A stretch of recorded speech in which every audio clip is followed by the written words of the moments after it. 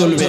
আপনার মেয়ে বেহায়ার মতো মাথায় কাপড় ফেলে চলে, আপনি একদিনও বলেন আপনি এমন ড্রেস কিনে দিচ্ছেন আপনার মেয়েকে যা চারদিকে তাকানো যায় না, আপনি হিসাব দেবেন না? বেঈমানদের অনুসরণ করে চলছে। রাসূল বলেছেন যে যার অনুসরণ করবে তার সঙ্গে তার হাসর নসিব হবে। ইত্তেবা যদি রসুলের থাকে রসুলের সঙ্গে হাসর হবে। ইত্তেবা যদি গায়ক গায়িকা নায়ক নায়িকা এদের ইত্তেবা যদি হয়, খেলোয়াড়দের যদি ইত্তেবা হয়, ওদের সঙ্গে হাসর হবে। রাসূল বলেছেন যার সঙ্গে যার মহাব্বত থাকবে, ভালোবাসা থাকবে, তার সঙ্গে হাসর হবে। কথা ঠিক না ভুল? ভুল বুঝবেন না। নবী পাকের চাচা আবু লাহাব তিনি কি কম ভালোবেসেছিলেন? অঞ্চলের রাখাল প্রধান সাহেব, কথাটা ভুল বুঝবেন না। আপনার বাড়ির রাখাল আপনি যেভাবে পরিচালনা করবেন সেইভাবে তারা পরিচালিত হবে। সেই অঞ্চলের রাখাল প্রধান সাহেব, কথাটা ভুল বুঝবেন না।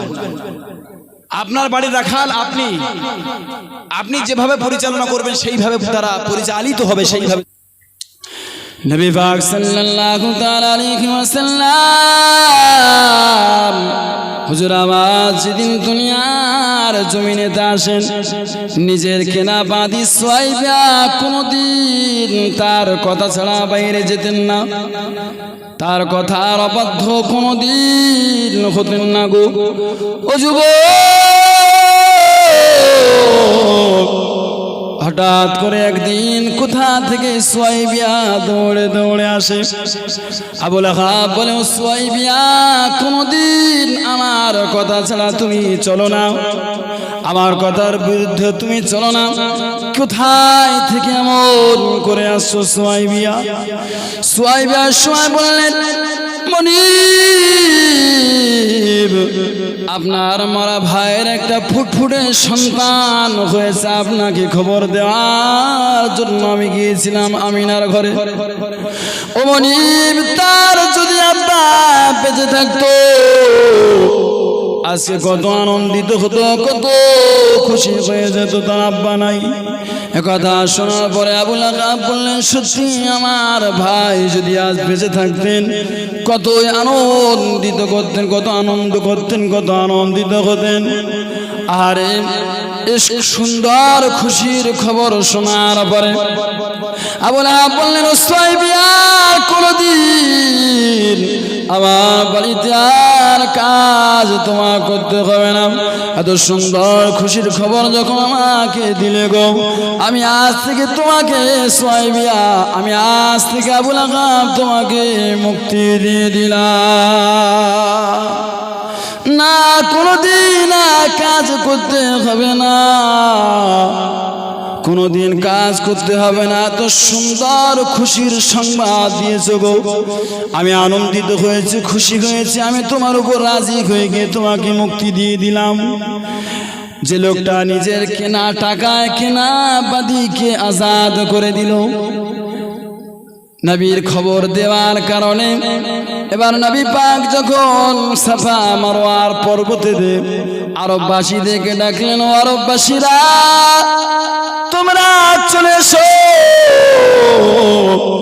দলে দলে দলে দলে সবাই নবীর কাছে উপস্থিত হয়ে গেল। বিশ্বগুরু নবী, জগৎগুরু নবী, আল্লাহ নবী গুজরাট সবাইকে বললেন, ও আরববাসীরা, আমি যদি বলি পাহাড়ের পাশে একদল সৈন্য আছে, আপনাদের উপর আঘাত করবে, কথাটা বিশ্বাস করবেন না? করবেন না? সবাই এক বাক্যে বললেন, ও মুহাম্মদ, জীবনে আপনি মিথ্যা কথা বলেননি, আপনি হলেন সাদিক, আপনি হলেন আলামিন, জীবনে মিথ্যা কথা বলেননি, আমরা বিশ্বাস করি। বিশ্বগুরু নবী, জগৎগুরু নবী, আল্লাহর নবী হুজুর আমার বললেন, আমি দেখতে পাচ্ছি শিরকের মাধ্যমে আপনারা জাহান্নামের দিকে চলে যাচ্ছেন। এখন যদি পড়ে নেন, ইয়া আইয়ুহান নাস কুলু লা ইলাহা ইল্লাল্লাহ তুফলিহুন, সফল কাম যদি হতে চান তাহলে এতটুকু পড়ে নেন, না হলে জাহান্নামেতে আযাবের ফেরেশতারা আপনাদের আযাব দেওয়ার জন্য ওত পেতে আছে। সবাই কেউ কোনো কথা বললেন না। ওর মধ্যে থেকে একটা মানুষ পাহাড় থেকে পাথর তুলে নবীর দিকে সাজরে ছেলে মারলেন আর বললেন, মুহাম্মদ ধ্বংস হয়ে যা, তুই এজন্য আমাদের ডেকেছিস, তুই বরবাদ হয়ে যা। ওই সময়তে আল্লাহ পাক আর সহ্য করলেন না। আল্লাহ পাক পুরো কোরআনের ভিতরে একটা সূরা তার নামে নাজিল করে দিলেন। যে লোকটা এত ভালোবাসলো তিনি আবার পাথর মারলেন, কালেমা দাওয়াত প্রচার করার কারণে পাথর মারলেন আর বললেন, মুহাম্মদ তুই ধ্বংস হয়ে যা। বদদুয়া দিলেন, মারলেন। মুফাসসিরিন ইকরাম লিখেছেন, পাথরটা আমার নবী পাকের গায়ে লাগলো না গো। ওই পাথরটা এক হাত এক বিগত ফাঁক ছিল, নবী পাকের কাছে লাগলো না, গায়ে লাগলো না। আবার আল্লাহ পাক এত রাগান্বিত হয়েছিলেন, একটা আয়াতে কারিমা একটা সূরা নাযিল করলেন। আল্লাহ পাক বলেন, তাব্বাত ইয়াদা আবি লাহাবিন ওয়া তাব, ধ্বংস হয়ে যাক আবু লাহাবের হস্তদ্বয় দুহাত ধ্বংস হয়ে যাক, এবং সে নিজেই ধ্বংস হয়ে গেছে।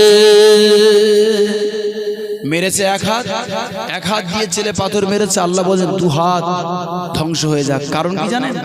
এ হাত দিয়ে যখন মেরেছে, এ হাত সাহায্য করেছে, নড়েছে চলেছে। এই ছেলে মাছি ধরুন, এটা সাহায্য করছে, নড়ছে। তা আল্লাহ পাক এক হাতের বদলে আল্লাহ বললেন দু হাত ধ্বংস হয়ে যাক, সে নিজেই ধ্বংস হয়ে গেছে। লোকটি বদর যুদ্ধের 20 দিন আগে প্লেগ রোগে আক্রান্ত হয়। প্লেগ রোগে কারণেতে আক্রান্ত হওয়ার কারণেতে গায়ে থেকে চামড়ার গোস্তগুলো খুলে খুলে পড়তে থাকে। এত দুর্গন্ধ বের হয়, বাড়ির মানুষগুলো টিকতে পারে না। পাহাড়ের পাদদেশে নির্জন জায়গায় তাকে ফেলে দিয়ে আসে। 3 দিন না খেয়ে লোকটি সেখানেই মারা যায় গো। সেখানে দুর্গন্ধ বের হয়, হাফসি কিছু মানুষ সেখান থেকে হেঁটে যাচ্ছিলেন গো। যেতে যেতে বলছিলেন, আরবের মানুষরা কি আর মানুষ আছে, একটা পচা মানুষকে, মরা মানুষকে এখানে ফেলে দিয়ে গেছে, দুর্গন্ধে টেকা যায় না। এ খবর যখন আবু লাহাবের আহাল বর্গদের কাছে চলে আসলো, তারা বলল, ও হাফসি দেশের মানুষেরা কিছু টাকা আপনাদের দেব, গর্ত খনন করে কিছু দিয়ে তার ভিতরে ফেলে দিয়ে চাপা দিয়ে দেন। তারা রাজি হয়ে গিয়ে গর্ত খনন করে কিছু দিয়ে তার ভিতরে ফেলে দিয়ে পাথর চাপা দিয়ে দিলেন। লোকটার কি পরিণতি হলো? যে লোকটা ছিল একটা মন্ত্রী সাহেব, আবু জাহালের ধর্মমন্ত্রী হলো আবু লাহাব। মওলা পাক রব্বুল আলামিন যখনই পরের আয়াত নাযিল করলেন, মা আগনা আনহু মালুহু ওয়া মা কাসাব, এই আয়াত নাযিল হওয়ার পরে আল্লাহ বলেন, তার উপার্জিত অর্থ সম্পদ, তার বিবি বাচ্চা তার কোনো কাজে আসেনি, তার কোনো কাজে আসেনি।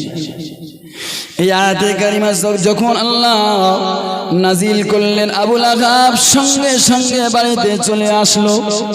আবু লাহাব এসে ছেলেদের বলল, 3টি সন্তান, উতবা, মুআত্তাব আর উতাইবা। 3টে ছেলের কাছে এসে বলছে, ওরে আমার সন্তানেরা, লাত আর উজ্জা যেন তোদের মুখ না আমাকে দেখাই। ছোট ছেলেটা বড্ড বাপ ভক্ত ছিল। উতাইবা বাপকে বলেন, কি হয়েছে আব্বা? ওই সময় আবু লাহাব বলে, মুহাম্মদ আমার বিরুদ্ধে কবিতা রচনা করেছে। আমার রাসূলুল্লাহ কি রচনা করেছেন না আমার আল্লাহ নাযিল করেছেন। ওই সময় ছোট ছেলেটা আব্বাকে বলেন, আব্বা বলেন কি করতে হবে? বলেন, না বাবা, যতক্ষণ পর্যন্ত মুহাম্মদকে অপমানিত না করবি আমি তোদের মুখ দেখতে চাই না, লাত আর উজ্জা যেন তোদের মুখ না আমাকে দেখায়। ছোট ছেলে বলে আব্বা এই জায়গায় দাঁড়িয়ে যান, দাঁড়িয়ে যান। দৌড়ে দৌড়ে আমার নবী পাকের বাড়িতে চলে আসলো। এসে বললেন মুহাম্মদ তোমার কোরআনের কথা আমি মানি না। আমি আপনার কাছে যে ফেরেশতা আসে, ফেরেশতা জিবরাইল কেউ আমি মানি না।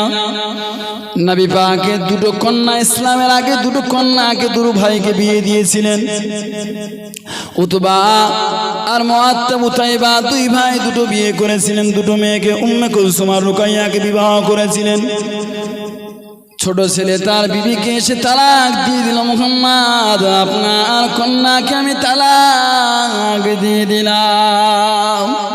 বিশ্বগুরু নবী, জগৎগুরু নবী, আল্লাহর নবী, হুজুর আমার বাচ্চা ছেলের মতো খাও খাও করে কাঁদছে। নবীর কাছে থুতু ফেলে দিয়ে আবু লাহাবের বেটা বাড়ির দিকে রওনা হচ্ছে। নবী পাক টুকরে টুকরে খাও খাও খাও খাও করে কাঁদে। চোখে থেকে দাদা দাদা দাদা করে পানি পড়ে। আবু লাহাবের বেটা বাড়িতে পৌঁছে গেল, গিয়ে বললেন আব্বা আমি মুহাম্মদকে অপমানিত করে চলে এসেছি। আব্বা বলে বাবা কি করেছো বাবা? বলে মুহাম্মাদের কন্যাকে আমি তালাক দিয়েছি, আর তার কাছে গিয়ে তার মেয়েকে তালাক দিয়ে থুতু ফেলে চলে এসেছি। আর কোরআনকে মানি না, আর জিবরাইলকে মানি না, কথা বলে আমি চলে এসেছি। তার মা বলেন বাবা, তার মা উম্মে জামিল বলে বাবা ওই ছেলে যা মুখ থেকে বের করে তাই হয়ে যায়। বাবা কি বলেছে ওই ছেলে? ওই সময় বলে মুহাম্মদ বলেছে আল্লাহ আপনার যত কুকুর আছে আল্লাহ একটা কুকুর তার উপরে বিষয় করে দিন। কাঁদতে কাঁদতে কথা বলেছে। আবু লাহাবের স্ত্রী উম্মে জামিল বলে ও সন্তান যা বলে মুখ থেকে তাই কয়। বাবা তুই আমার কাছ থেকে অন্য কোনো জায়গায় যাবি না রে বাবা, কোনো জায়গা তোকে ছাড়বো না। ছেলে বউ তালাক দিয়েছে, ছেলেকে তো বিয়ে দিতে হবে। সিরিয়ায় তারা ব্যবসা করতে যায়, ছেলেকে সেখানে নিয়ে যাবে। ছেলেকে সঙ্গে করে সিরিয়ায় নিয়ে চলে গেছে। সেখানকার মানুষ বলে কি ব্যাপার এটা কে? সেই সময় আবু লাহাব বলে এটা হলো আমার ছোট বেটা। কেন এখানে এনেছেন? আমার ছেলে তার বউকে তালাক দিয়েছে, আর আমার ছেলেকে কুকুরের ভয়ে এখানে নিয়ে চলে এসেছি। আমার ছেলেকে এখানে কুকুরের ভয়ে নিয়ে চলে এসেছি। আমাদের ওখানে কুকুরের অত্যাচার, তো বলছে আপনি এখানে নিয়ে এসেছেন, আমাদের এখানে কুকুরের ঠেলায় আমরা দামাতে পারি না, আর এখানে নিয়ে এসেছেন। তো বলছে ছেলেকে বিয়ে দিয়ে আমি বাড়ি নিয়ে চলে যাব। সন্ধ্যা হয়ে গেল। পাহারাদার মন্ত্রী সাহেবের পাহারাদাররা চতুর্দিকে পাহারা দেয়। মাচা তৈরি করা হলো, মাচার উপরে ছেলেকে শুইয়ে দিল। পাহারাদারকে বললেন ও পাহারাদারেরা তোমরা সুন্দর করে পাহারা দাও, খবরদার যেন কুকুর না ঘেঁষতে পারে। পাহারাদারেরা বললেন মন্ত্রী সাহেব আপনি টেনশন করবেন না, আমরা এখানে আছি, কোনো টেনশন করার আপনার প্রয়োজন নাই। সবাই ঘুমিয়ে পড়েছে। পাহারাদাররা পাহারা দিচ্ছে। আমার আল্লাহ পাক রব্বুল আলামিন সবাইকে ঘুম পড়িয়ে দিলেন। ওই সময় ফেরেশতা একটা কুকুরের বেশে এসে প্রথম আবু লাহাবের মুখ শুকতে লাগলো। ও মুসলমান যখন দেখলো যে না নবীর বদদোয়ার গন্ধের মুখে নাই, লাফিয়ে মাচানের উপরে উঠে দেখে হ্যাঁ মুহাম্মাদের বদদোয়ার গন্ধের মুখে পাওয়া যায়। বুকটা ফিরে দিয়ে কলিজা বের করে নিয়ে চলে যায়। আবু লাহাবের বেটা উতাইবা আব্বা আব্বা বলে আওয়াজ দেয়। আব্বার ঘুম ভেঙে উঠে দেখে ছেলে কলিজা কুকুরে নিয়ে চলে গিয়েছে। এত ভালোবাসতো, তারপরে ইতাআত করেনি, বিরোধিতা করেছে আমার আল্লাহ।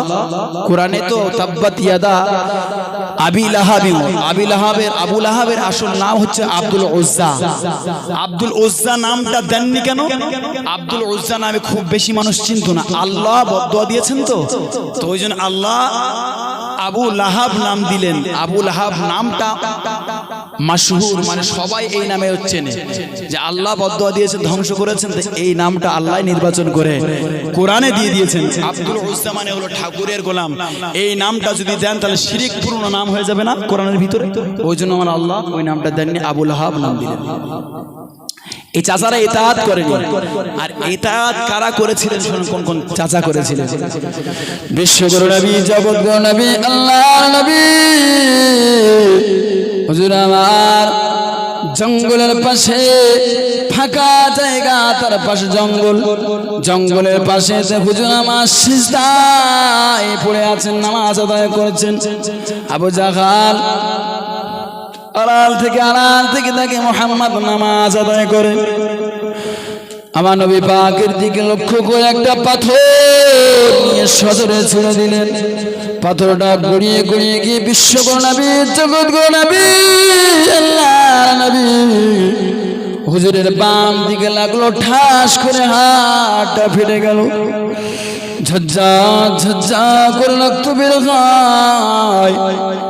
নবী আমার কাটা জায়গা চেপে ধরে ডান দিকে তাকায়, বাম দিকে তাকায়। হুজুর আমার বলল, মক্কাবাসীরা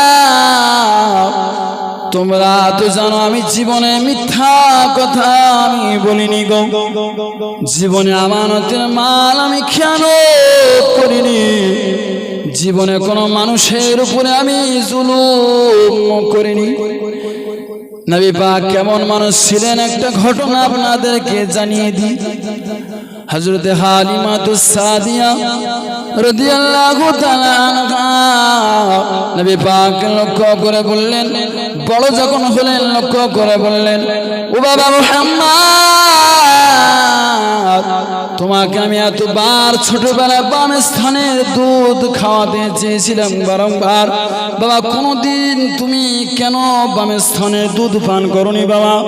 বিশ্বগুরু নবী, জগৎগুরু নবী, আল্লাহর নবী হুজুর আমার সময় বললেন, ও আমার আম্মা জান, আমি যদি আর একটা বাম স্থানের দুধ যদি পান করতাম, ও খাদ্যটা আমার ভাইয়ের জন্য আমার আল্লাহ হারাম করে দিতেন। আমি যদি খেতাম, আমার ভাই দুধ ভাইকে কি খাওয়াতেন আপনি? দুনিয়ায় আমি অত্যাচার করতে আর আসিনি, হক আমি বঞ্চিত করতে আসিনি, আমি হক প্রতিষ্ঠিত করতে এসেছি। বদরের যুদ্ধে নবী আমার কাতার সোজা করেছেন। একটা জওয়ান যুবক সাহাবী বারংবার লাইনের দিকে এগিয়ে যায়। যুবকদের জজবা একটু বেশি হয়ে থাকে। যুবক নবী আমার হাতে লাঠি ছিল, লাঠিটা নিয়ে যুবক সাহাবীর পেটে একটু ঘোঁটা দিয়ে বলে, বাবা পেছনে সরে যাও বাবা। সাহাবী সঙ্গে সঙ্গে বললেন, ইয়া রাসূলুল্লাহ, হাবিবাল্লাহ, হুজুর আমি ব্যথা পেয়েছি, আমি কষ্ট পেয়েছি, আমি ব্যথা পেয়েছি, কষ্ট পেয়েছি, আপনি আমার উপর জুলুম করলেন।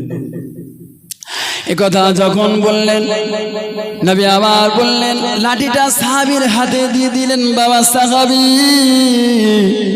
এই লাঠিটা নিয়ে যেমন করে আমি তোমাকে আঘাত করেছিলাম, ওই রকম ভাবে আঘাত করে তুমি আদায় করে নাও। কিয়ামতের দিন আমাকে জালিম বলে যেন আল্লাহর দরবারে আসামি করো না বাবা।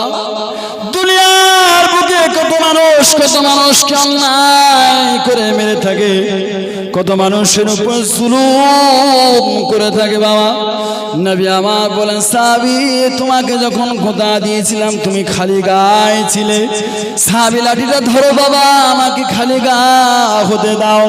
বিশ্বগুরু নবী, জগৎগুরু নবী, আল্লাহর নবী হুজুর আমার জামা মোবারক খুললেন, সাহাবী লাঠি ফেলে দিয়ে হুজুরের সঙ্গে জড়িয়ে ধরলেন, ইয়া রাসূলুল্লাহ, হাবিবাল্লাহ, হুজুর আমি চেয়েছিলাম এক্ষুনি যদি যুদ্ধ হয়, যুদ্ধে গিয়ে আমি শহীদ হব কি গাজী হব আমার জানা নাই, এই শরীর আপনার সঙ্গে মিলিয়ে নিলাম।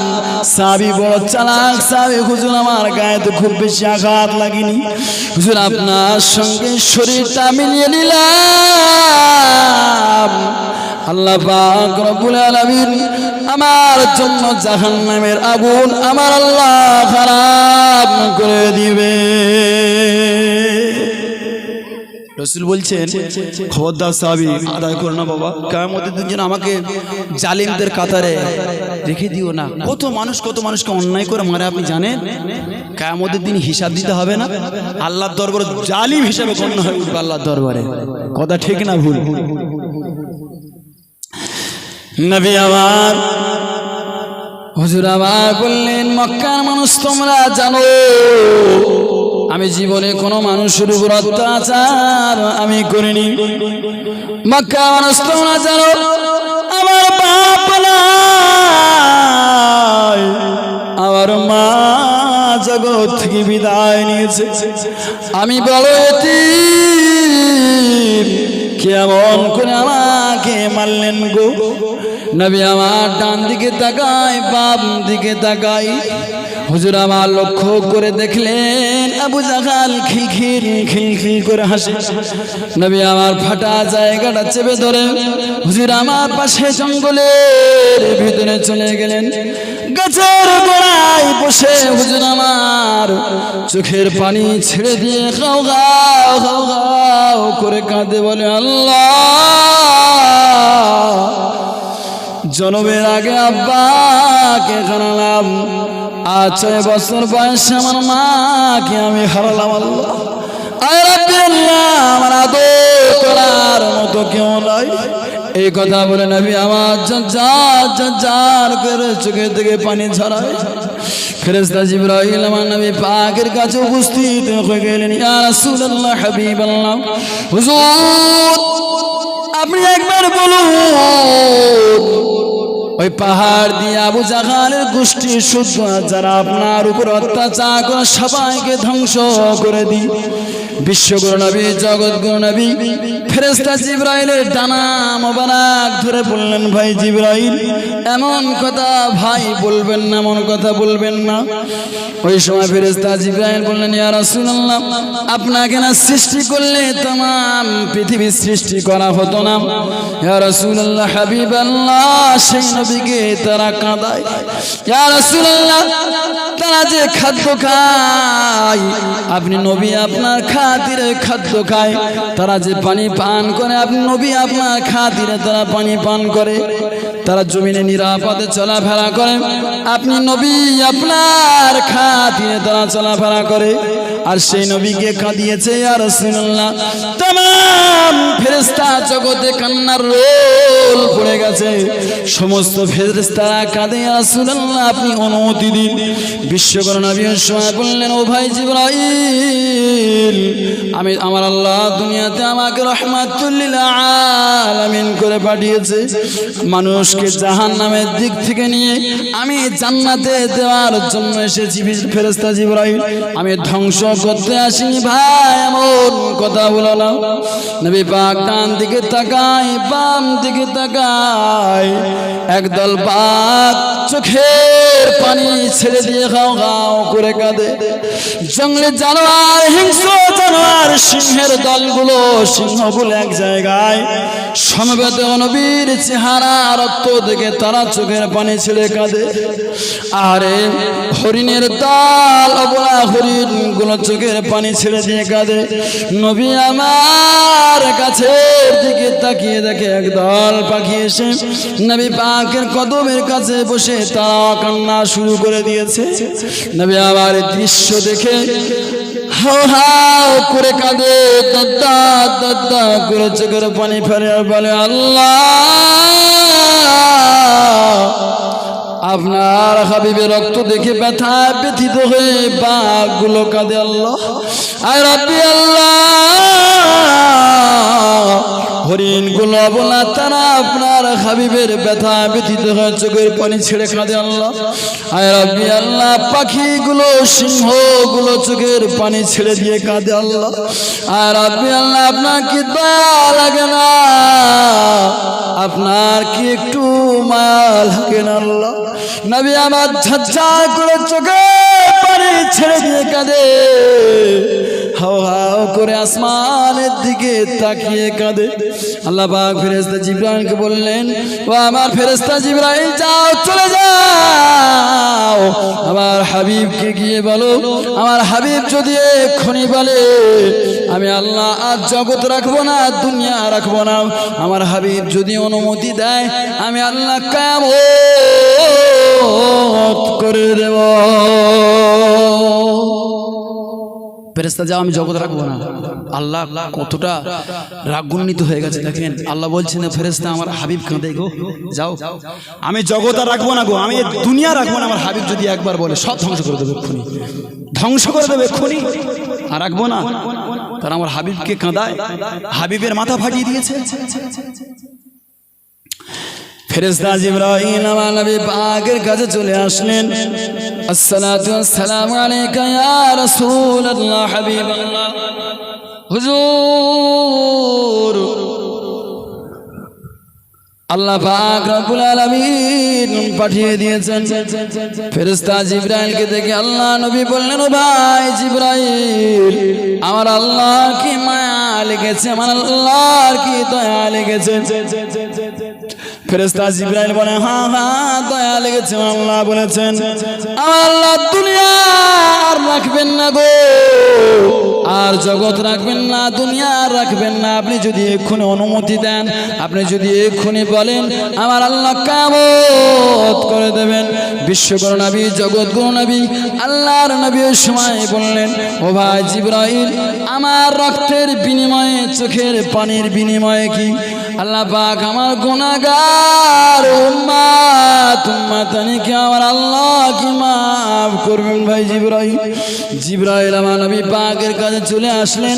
রব্বুল আলামিন আল্লাহ পাক আপনার হাবিব তার রক্তের বিনিময়ে কি তার গুনাহগার উম্মতনিদেরকে কি আপনি মাফ করে দেবেন?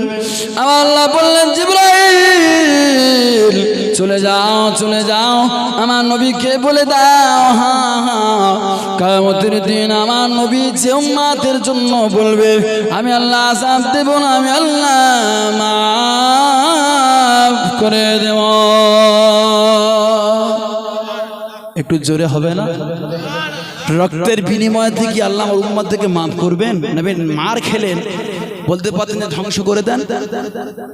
নবী কেমন রহমাতুল লিল আলামিন, আমাদের মতো গোমড়া গোবিন্দ নয়, কি মানুষ ছিলেন তিনি, রহমাতুল লিল আলামিন। এত মার খেলেন, খেয়েও বললেন না আমার রক্তের বিনিময়ে কি আমার গুনাহগার উম্মতানিকে আল্লাহ মাফ করবেন? এই কথা জিজ্ঞাসা করে আসেন। ফেরেশতা জিবরাইল নবী পাকের কাছে চলে আসলেন, ইয়া রাসূলুল্লাহ হাবিবাল্লাহ, আল্লাহ পাক আপনার উম্মতকে আমার আল্লাহ মাফ করে দেবেন। হরিণের দলগুলো ওই জায়গা বসে বসে তারা কাঁদে, বাঘগুলো কাঁদে, সিংহ জানোয়ার সিংহগুলো কাঁদে, পাখিগুলো কাঁদে। একটা হরিণ বারবার আসমানের দিকে তাকায় আর বলে, আল্লাহ তুমি আমার জবানটা খুলে দাও, আল্লাহ নবীর সঙ্গে দুটো প্রেমের কথা বলবো, মুহাব্বতের কথা বলবো গো আল্লাহ।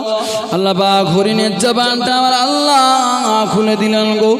হরিণের সময় সবার মাঝখানে গিয়ে বক্তব্য দেওয়া শুরু করলো, ও বাঘের দলেরা তোমরা কাঁদো,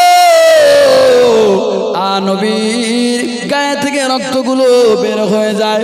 ও হরিণের দলেরা তোমরা কাঁদো, ও সিংহের দলেরা তোমরা কাঁদো, পাখির দলেরা তোমরা এমন করে রনাজানি করছো, কাঁদছো, আর নবী পাকের গায়ে থেকে রক্তগুলো বের হয়ে জমিনটা লাল হয়ে যাচ্ছে। আর কেমন আছে, ও কেমন আছো? নবী পাকের চাচা আমির হামজাকে একটু খবর দাও। আমির হামজা নবীর চাচা হওয়ার কারণে হিংস্র জানোয়াররা চেনে, সবাই তাকে চেনে নবীর চাচা হওয়ার কারণে। ওই নবীর আশিক যদি আমরা হতে পারি, तमाम ফেরেশতারা আমাদের চিনবে না, চিনবে না বাবা? কথা বলেন, কথা বলেন। আল্লাহ রসুলের আশিক যদি আমরা হতে পারি, সমস্ত ফেরেশতারা কি আমাদের চিনবে না, চিনবে না? কথা বলেন। সবাই চিনবে। নবীর সুন্নাত অনুযায়ী যদি চলতে পারি, ইত্তেবা অনুসরণ যদি করতে পারি, তাহলে কিয়ামতের দিন সমস্ত আযাব গজব থেকে আল্লাহ আমাদের মাফ করে দেবেন বাবা। ইত্তেবা অনুসরণ যদি করতে পারি আল্লাহ মাফ করে দেবেন। একটা হরিণী দুটো ছোট্ট ছোট্ট বাচ্চা আছে বাবাজি, ওই হরিণীটি সবার মাঝখানে গিয়ে আল্লাহর কাছে বলে, আল্লাহ আপনি আমার জবানটা খুলে দিন। আল্লাহ সঙ্গে সঙ্গে তার জবানটা খুলে দিলেন। হরিণী সবাইকে বলতে, বাঘের দলেরা তোমরা আমাকে বিদায় দাও, হরিণের দলেরা তোমরা আমাকে বিদায় দাও, সিংহের দলেরা তোমরা আমাকে বিদায় দাও, তোমরা আমাকে বিদায় দাও। ছোট ছোট বাচ্চাদেরকে ডেকে ডেকে বলছেন, আয় বাবা শেষবারের মতো দুধ পান করে নে বাবা। আর হয়তো আমি আমির হামজার খবর দিতে গিয়ে না আসতে পারি রে বাবা, আখেরি দুধ শেষবারের মতো দুধ পান করে নে রে বাবা। হরিণীর বাচ্চা দুটো ছোট ছোট বাচ্চা এসে বলতে লাগলেন মাকে, ও আমাদের আম্মা জান, যদি দুধ পান করতে যায় দেরি হয়ে যাবে, দেরি হয়ে যাবে, নবীর গায়ে থেকে রক্তগুলো সব বের হয়ে যায়।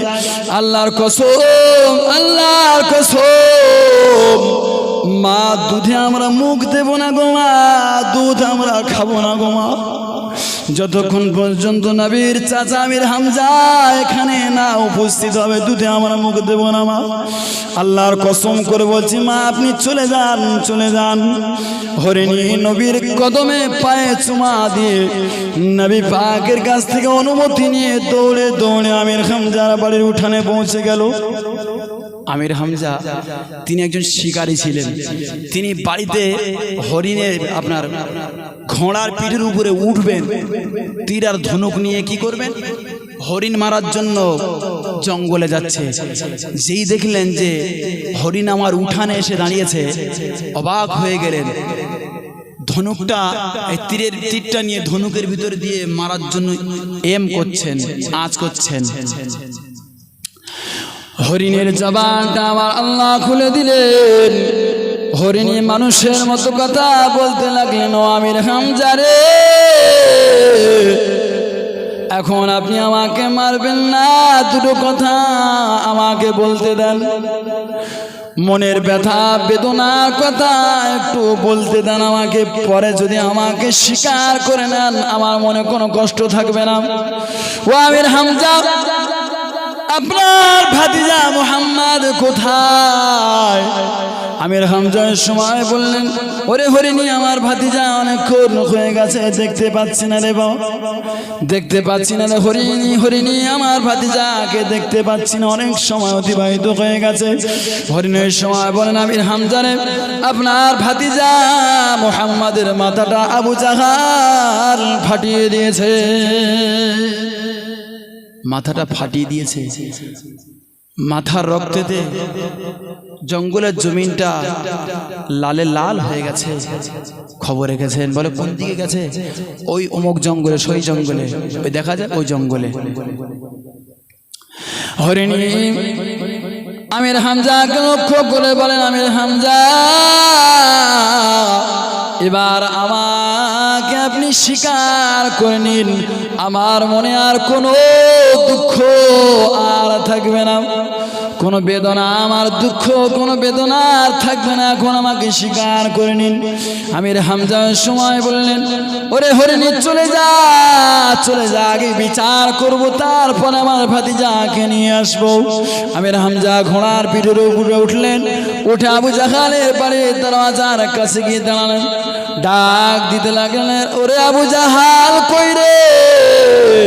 আবু জাহাল কোনো কথা বলে না, থমকে দিয়ে যখন ডাকলেন, আবু জাহাল বাড়িতে আছিস নাকি রে, বের হয়ে আয়।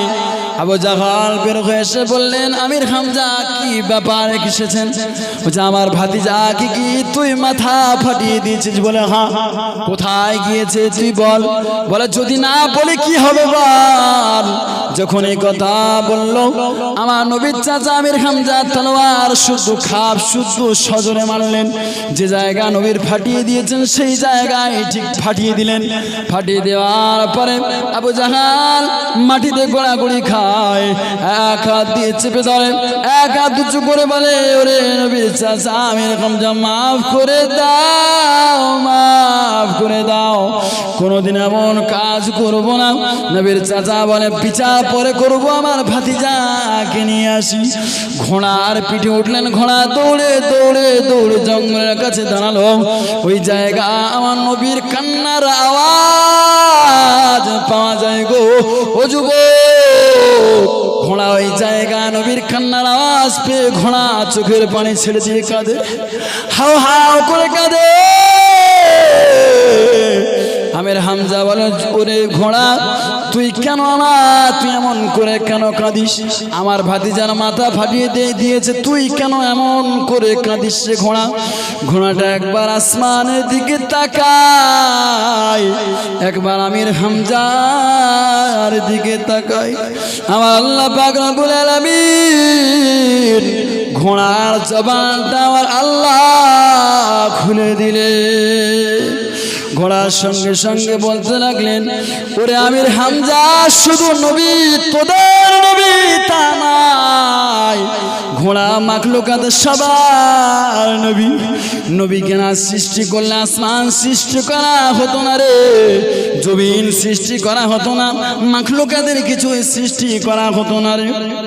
সে নবীর মাথা ফাটিয়ে দিয়েছে, তোরা কিছু এখনো করলি না রে। নবীর কান্নার আওয়াজ পেয়ে আমার বড় ব্যথা লেগেছে, বড় দুঃখ লেগেছে। ওই সময় আমির হামজা বলে, ঘোড়া তোর কাছে ওয়াদা করলাম, জীবনে যতদিন বেঁচে থাকবো কোনোদিন কারো লোম পর্যন্ত আমার ভাতিজার গায়ে লাগতে দেব না। ঘোড়া এখানে দাঁড়া, আমি যাই। নবী পাক চাচা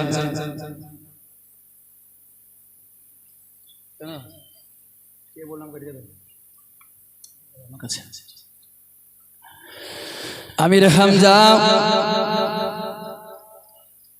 জঙ্গলের ভিতরে যখন ঢুকে গেল, বেশ কিছুটা তফাৎ, ওই জায়গা থেকে দৌড়ে আমার নবী পাক দৌড়ে চাচাকে সে পাজা মেরে ধরে খাও খাও করে কাঁদে, ও আমার চাচা যান, আজ থেকে ওয়াদা করুন চাচা, আমার আব্বা দুনিয়াতে নাই, আমার মা দুনিয়াতে নাই, আমার আদর করার মতো কেউ নাই গো চাচা।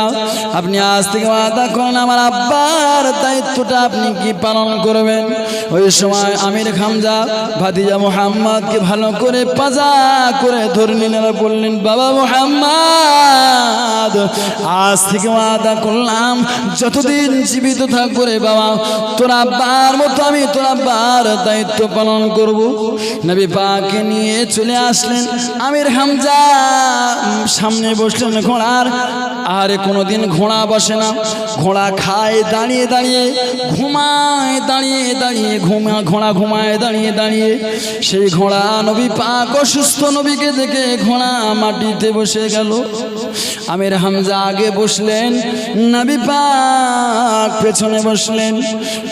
আমির হামজা বলল, ঘোড়া চল বাড়িতে, চল বাড়িতে চল, এতক্ষণ আমার ভাতিজার জন্য কাঁদছিলিস, এখন বাড়িতে চল, বাড়িতে চল, বাড়িতে চল। ঘোড়ার মাটি থেকে ওঠে না, সজোরে চাবুক দিয়ে মারলেন আমির হামজা, ঘোড়া বাড়িতে চল। ঘোড়া মাটি থেকে ওঠে না। নবী পাকের বড় দয়া লেগে গেল। আরে সজোরে চাবুক যখন মারলেন আমির হামজা, চামড়া ফেটে রক্ত বের হতে লাগলো। ঘোড়া মাটি থেকে ওঠে না,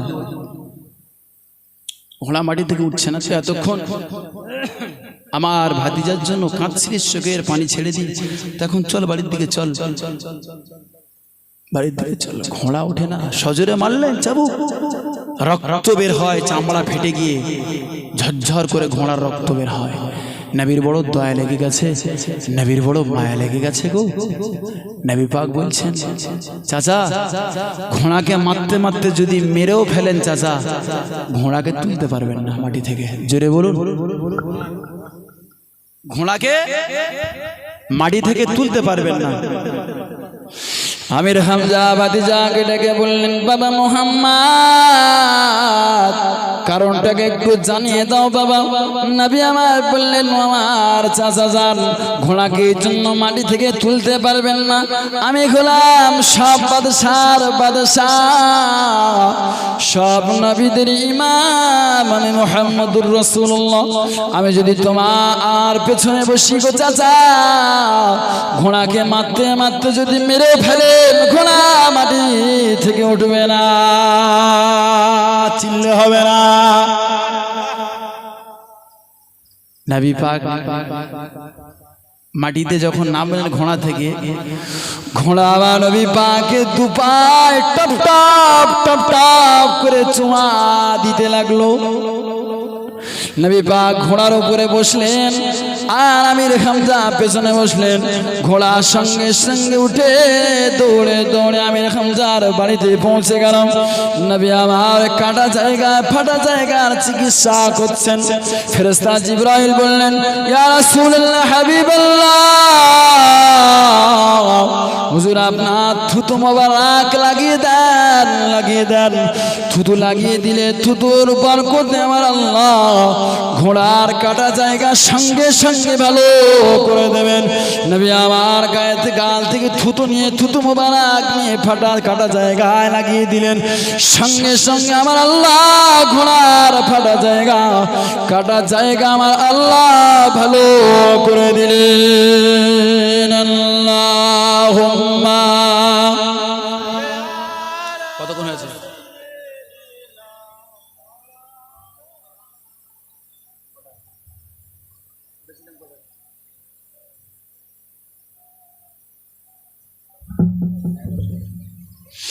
সালাম তোমাকে হাজারো সালাম, জানাই তোমাকে দরুদ সালাম। হে আমার নবী আকরাম, হে আমার নবী আকরাম, হে আমার নবী আকরাম। চিরোন্নত দিন ইসলাম তোমার সিলায় আমরা পেলাম। হে আমার নবী আকরাম, হে আমার নবী আকরাম, হে আমার নবী আকরাম। সালাম তোমাকে হাজারো সালাম, জানাই তোমাকে দরুদ সালাম। হে আমার নবী আকরাম, হে আমার নবী আকরাম, হে আমার নবী আকরাম। পথঘরা নদী গতির ধারায় সুরভিত হয় তোমারি ছোঁয়ায়। হে আমার নবী আকরাম, হে আমার নবী আকরাম, হে আমার নবী আকরাম। সালাম তোমাকে হাজারো সালাম, জানাই তোমাকে দরুদ সালাম। হে আমার নবী আকরাম, হে আমার নবী আকরাম, হে আমার নবী আকরাম। আধারের কালো তোমার আলো,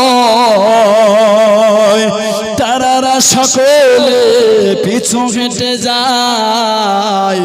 হে আমার নবী আকরাম, হে আমার নবী আকরাম, হে আমার আমার নবী আকরাম সালাম তোমাকে হাজারো সালাম জানা তোমাকে দরুদ সালাম হে আমার নবী আকরাম হে আমার নবী আকরাম হে আমার নবী আকরাম আল্লাহুম্মা উচ্চাজ পড়েন কতক্ষণ আমাকে সময় দিলে আচ্ছা আমাকে একটু পাঠিয়ে দেন না আমার কাছে একটু কথা বলতে হয় মাওলানা মুহাম্মদ আলা আলি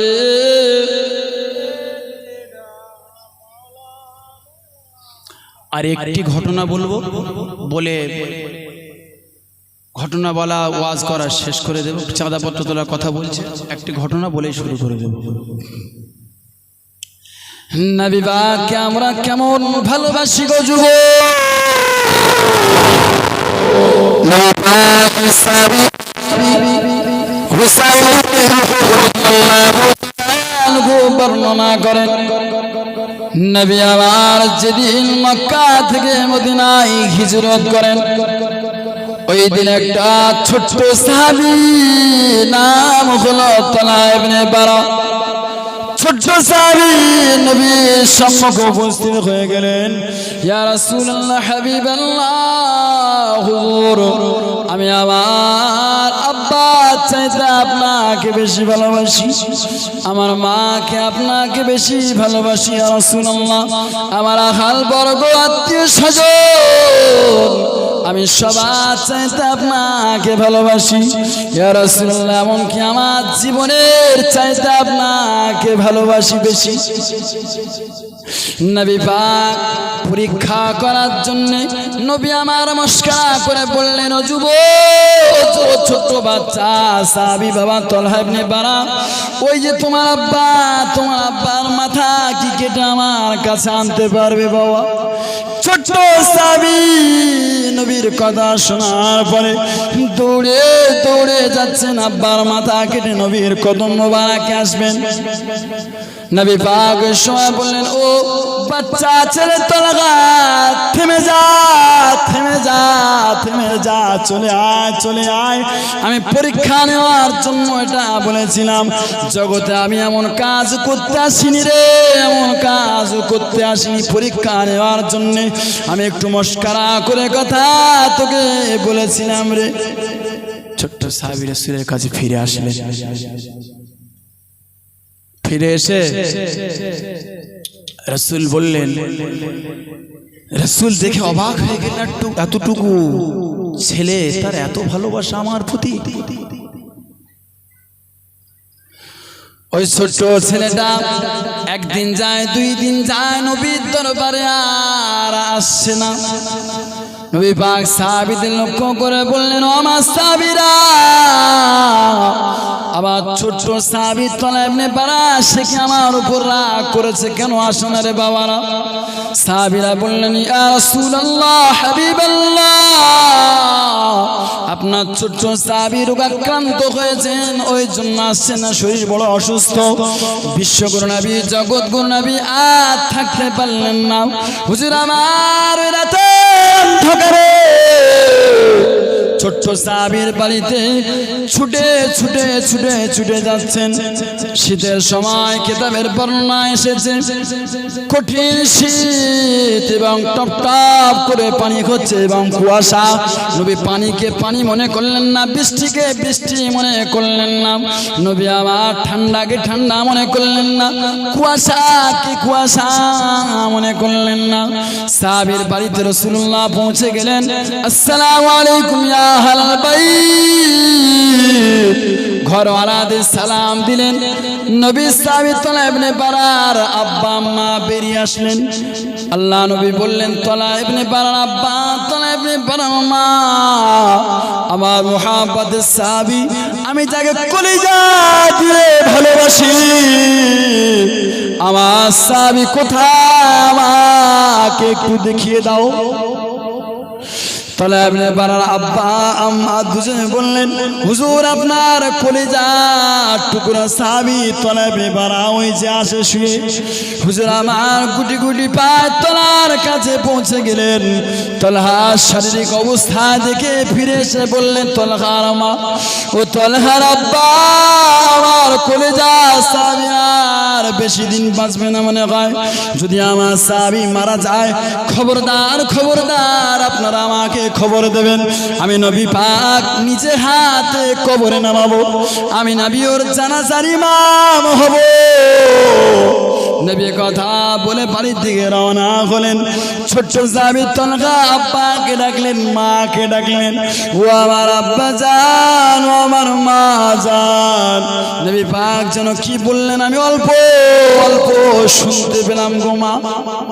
কি বললেন নবী?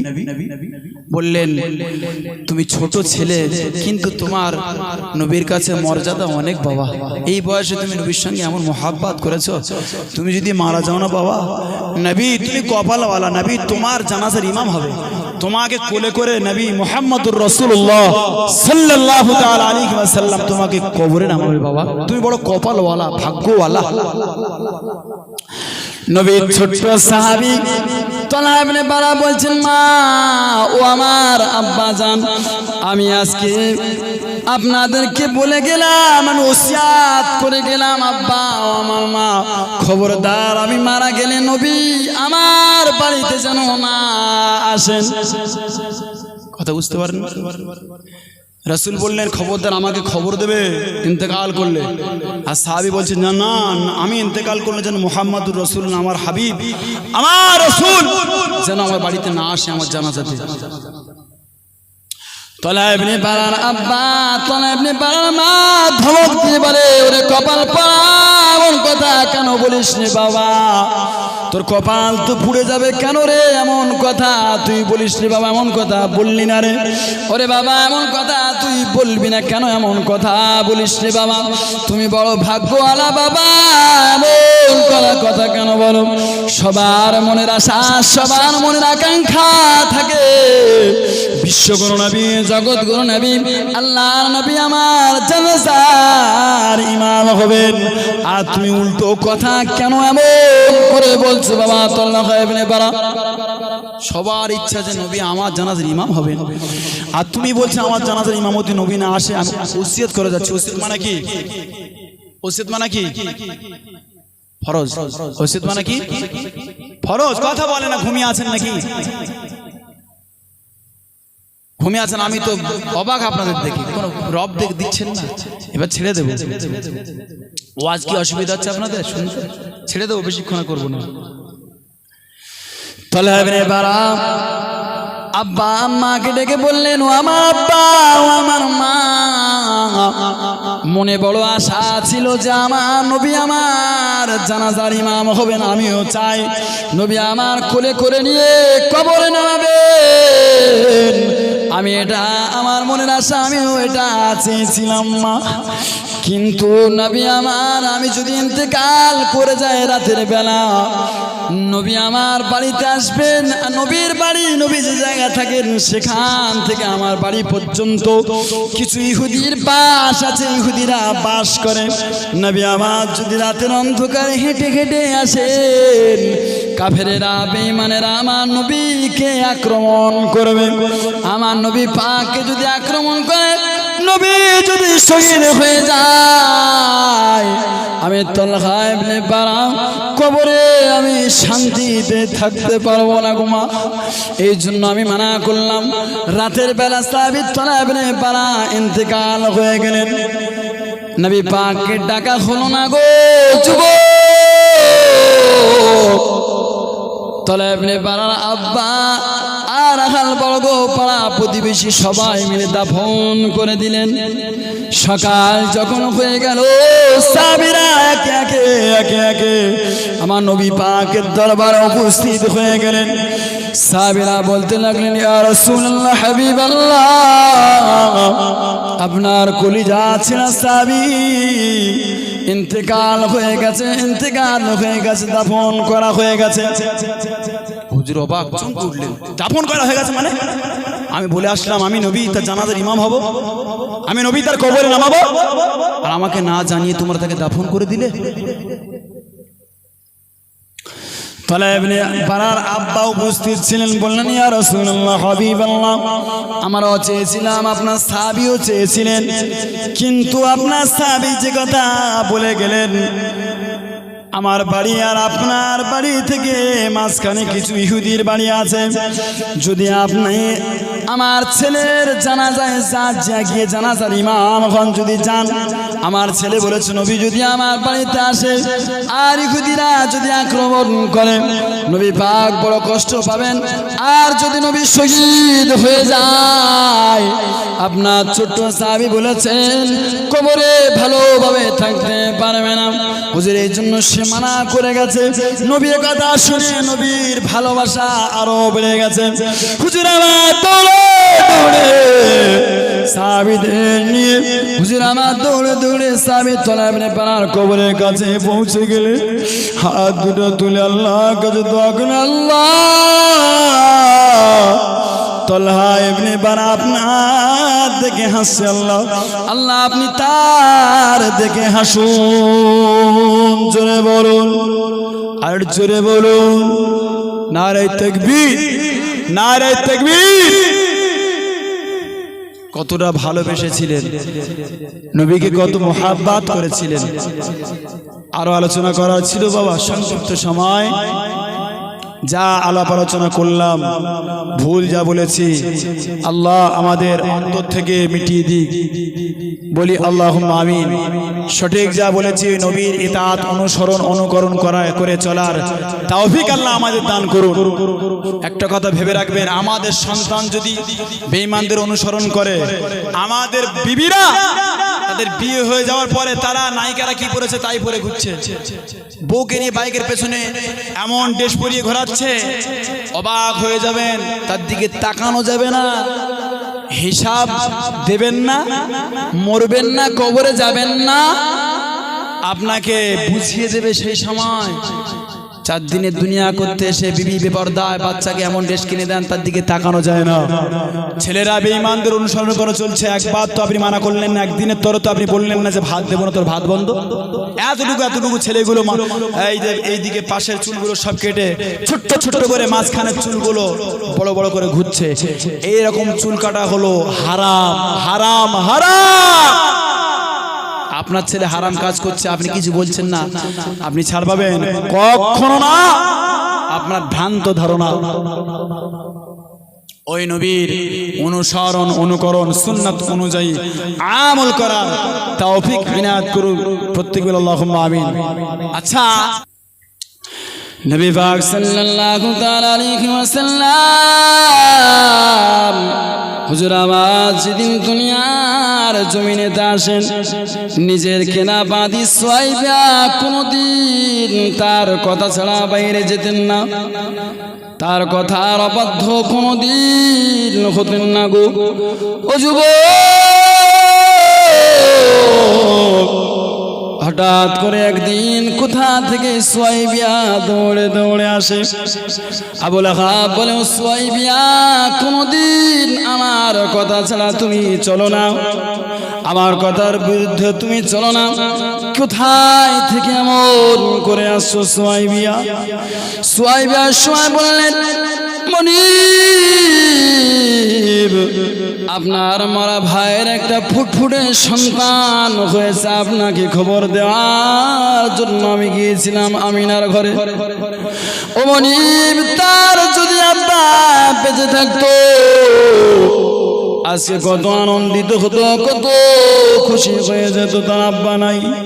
একথা শোনার পরে আবু লাহাব বললেন, সত্যি আমার ভাই যদি আজ বেঁচে থাকতেন কতই আনন্দিত করতেন, কত আনন্দ করতেন, কত আনন্দিত হতেন।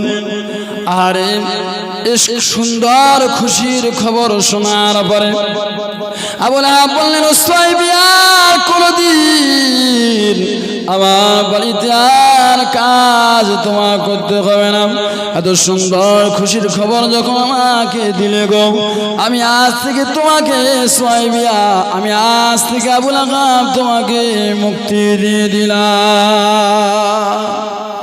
না কোনোদিন কাজ করতে হবে না, কোনোদিন কাজ করতে হবে না। তো সুন্দর খুশির সংবাদ দিয়েছো গো, আমি আনন্দিত হয়েছি, খুশি হয়েছি, আমি তোমার উপর রাজি হয়ে গিয়ে তোমাকে মুক্তি দিয়ে দিলাম। যে লোকটা নিজের কেনা টাকায় কেনা বাদীকে আজাদ করে দিল, নবীর খবর দেওয়ার কারণে এবার নবী পাক যখন সাফা মারওয়ার পর্বতে আরববাসীদেরকে ডাকলেন, আরববাসীরা তোমরা চলে এসো। দলে দলে দলে দলে সবাই নবীর কাছে উপস্থিত হয়ে গেল। বিশ্বগুরু নবী, জগৎগুরু নবী, আল্লাহ নবী গুজরাট সবাইকে বললেন, আরববাসীরা আমি যদি বলি পাহাড়ের পাশে একদল সৈন্য আছে, আপনাদের উপর আঘাত করবে, কথাটা বিশ্বাস করবেন না করবেন না? সবাই এক বাক্যে বললেন, ও মুহাম্মদ, জীবনে আপনি মিথ্যা কথা বলেননি, আপনি হলেন সাদিক, আপনি হলেন আলামিন, জীবনে মিথ্যা কথা বলেননি, আমরা বিশ্বাস করি। বিশ্বগুরু নবী, জগৎগুরু নবী, আল্লাহর নবী হুজুর আমার বললেন, আমি দেখতে পাচ্ছি শিরকের মাধ্যমে আপনারা জাহান্নামের দিকে চলে যাচ্ছেন। এখন যদি পড়ে নেন, ইয়া আইয়ুহান নাস কুলু লা ইলাহা ইল্লাল্লাহ তুফলিহুন, সফল কাম যদি হতে চান তাহলে এতটুকু পড়ে নেন, না হলে জাহান্নামেতে আযাবের ফেরেশতারা আপনাদের আযাব দেওয়ার জন্য ওত পেতে আছে। সবাই কেউ কোনো কথা বললেন না। ওর মধ্যে থেকে একটা মানুষ পাহাড় থেকে পাথর তুলে নবীর দিকে সাজরে ছেলে মারলেন আর বললেন, মুহাম্মদ ধ্বংস হয়ে যা, তুই এজন্য আমাদের ডেকেছিস, তুই বরবাদ হয়ে যা। ওই সময়তে আল্লাহ পাক আর সহ্য করলেন না। আল্লাহ পাক পুরো কোরআনের ভিতরে একটা সূরা তার নামে নাজিল করে দিলেন। যে লোকটা এত ভালোবাসলো তিনি আবার পাথর মারলেন, কালেমা দাওয়াত প্রচার করার কারণে পাথর মারলেন আর বললেন, মুহাম্মদ তুই ধ্বংস হয়ে যা, বদদুয়া দিলেন, মারলেন। মুফাসসির ইকরাম লিখেছেন, পাথরটা আমার নবী পাকের গায়ে লাগলো না গো, ওই পাথরটা এক হাত এক বিগত ফাঁক ছিল, নবী পাকের কাছে লাগলো না, গায়ে লাগলো না। আবার আল্লাহ পাক এত রাগান্বিত হয়েছিলেন, একটা আয়াতে কারিমা, একটা সূরা নাযিল করলেন। আল্লাহ পাক বলেন, তাব্বাত ইয়াদা আবি লাহাবিন ওয়া তাব, ধ্বংস হয়ে যাক আবু লাহাবের হস্তদ্বয় দুহাত ধ্বংস হয়ে যাক, এবং সে নিজেই ধ্বংস হয়ে গেছে। মেরেছে এক হাত দিয়ে ছেলে পাথর মেরেছে, আল্লাহ বলেন দু হাত ধ্বংস হয়ে যাক। কারণ কি জানেন? এ হাত দিয়ে যখন মেরেছে, এ হাত সাহায্য করেছে, নড়েছে চলেছে, এই ছেলে মাছি ধরুন, এটা সাহায্য করছে, নড়ছে। তা আল্লাহ পাক এক হাতের বদলে আল্লাহ বললেন দু হাত ধ্বংস হয়ে যাক, সে নিজেই ধ্বংস হয়ে গেছে। লোকটি বদর যুদ্ধের 20 দিন আগে প্লেগ রোগে আক্রান্ত হয়। প্লেগ রোগের কারণে আক্রান্ত হওয়ার কারণে গায়ে থেকে চামড়ার গোস্তগুলো খুলে খুলে পড়তে থাকে, এত দুর্গন্ধ বের হয়, বাড়ির মানুষগুলো টিকতে পারে না। পাহাড়ের পাদদেশে নির্জন জায়গায় তাকে ফেলে দিয়ে আসে। 3 দিন না খেয়ে লোকটি সেখানেই মারা যায় গো। সেখানে দুর্গন্ধ বের হয়, হাফসি কিছু মানুষ সেখান থেকে হেঁটে যাচ্ছিলেন গো। যেতে যেতে বলছিলেন, আরবের মানুষরা কি আর মানুষ আছে, একটা পচা মানুষকে, মরা মানুষকে এখানে ফেলে দিয়ে গেছে, দুর্গন্ধে টেকা যায় না। এ খবর যখন আবু লাহাবের আহাল বর্গদের কাছে চলে আসলো, তারা বলল, ও হাফসি দেশের মানুষেরা, হাফসি মানুষেরা কিছু টাকা আপনাদের দেব, গর্ত খনন করে কিছু দিয়ে তার ভিতরে ফেলে দিয়ে চাপা দিয়ে দেন। তারা রাজি হয়ে গিয়ে গর্ত খনন করে কিছু দিয়ে তার ভিতরে ফেলে দিয়ে পাথর চাপা দিয়ে দিলেন। লোকটার কি পরিণতি হলো? যে লোকটা ছিল একটা মন্ত্রী সাহেব, আবু জাহালের ধর্মমন্ত্রী হলো আবু লাহাব। মওলা পাক রব্বুল আলামিন যখনই পরের আয়াত নাযিল করলেন, মা আগনা আনহু মালুহু ওয়া মা কাসাব। এই আয়াত নাযিল হওয়ার পরে আল্লাহ বলেন, তার উপার্জিত অর্থ সম্পদ, তার বিবি বাচ্চা তার কোনো কাজে আসেনি, তার কোনো কাজে আসেনি। এই আয়াতে কারিমা যখন আল্লাহ নাজিল করলেন, আবু লাহাব সঙ্গে সঙ্গে বাড়িতে চলে আসলো। আবু লাহাব এসে ছেলেদের বলল, তিনটি সন্তান, উতবা, মুআত্তাব আর উতাইবা। তিনটে ছেলের কাছে এসে বলছে, ওরে আমার সন্তানেরা, লাত আর উজ্জা যেন তোদের মুখ না আমাকে দেখায়। ছোট ছেলেটা বড্ড বাপ ভক্ত ছিল। উতাইবা বাপকে বলেন, কি হয়েছে আব্বা? ওই সময় আবু লাহাব বলে, মুহাম্মদ আমার বিরুদ্ধে কবিতা রচনা করেছে। আমার রাসূলুল্লাহ কি রচনা করেছেন না আমার আল্লাহ নাযিল করেছেন। ওই সময় ছোট ছেলেটা আব্বাকে বলেন, আব্বা বলেন কি করতে হবে? বলে, না বাবা, যতক্ষণ পর্যন্ত মুহাম্মদকে অপমানিত না করবি আমি তোদের মুখ দেখতে চাই না। আল্লাহ তার উজ্জা যেন তোদের মুখ না আমাকে দেখায়। ছোট ছেলে বলে, আব্বা এই জায়গায় দাঁড়িয়ে যান, দাঁড়িয়ে যান। দৌড়ে দৌড়ে আমার নবী পাকের বাড়িতে চলে আসলো। এসে বললেন, মুহাম্মদ তোমার কোরআনের কথা আমি মানি না। আমি আপনার কাছে যে ফেরেশতা আসে, ফেরেশতা জিবরাইল কেউ আমি মানি না। নবী পাকের দুটো কন্যা, ইসলামের আগে দুটো কন্যাকে, দুটো ভাইকে বিয়ে দিয়েছিলেন।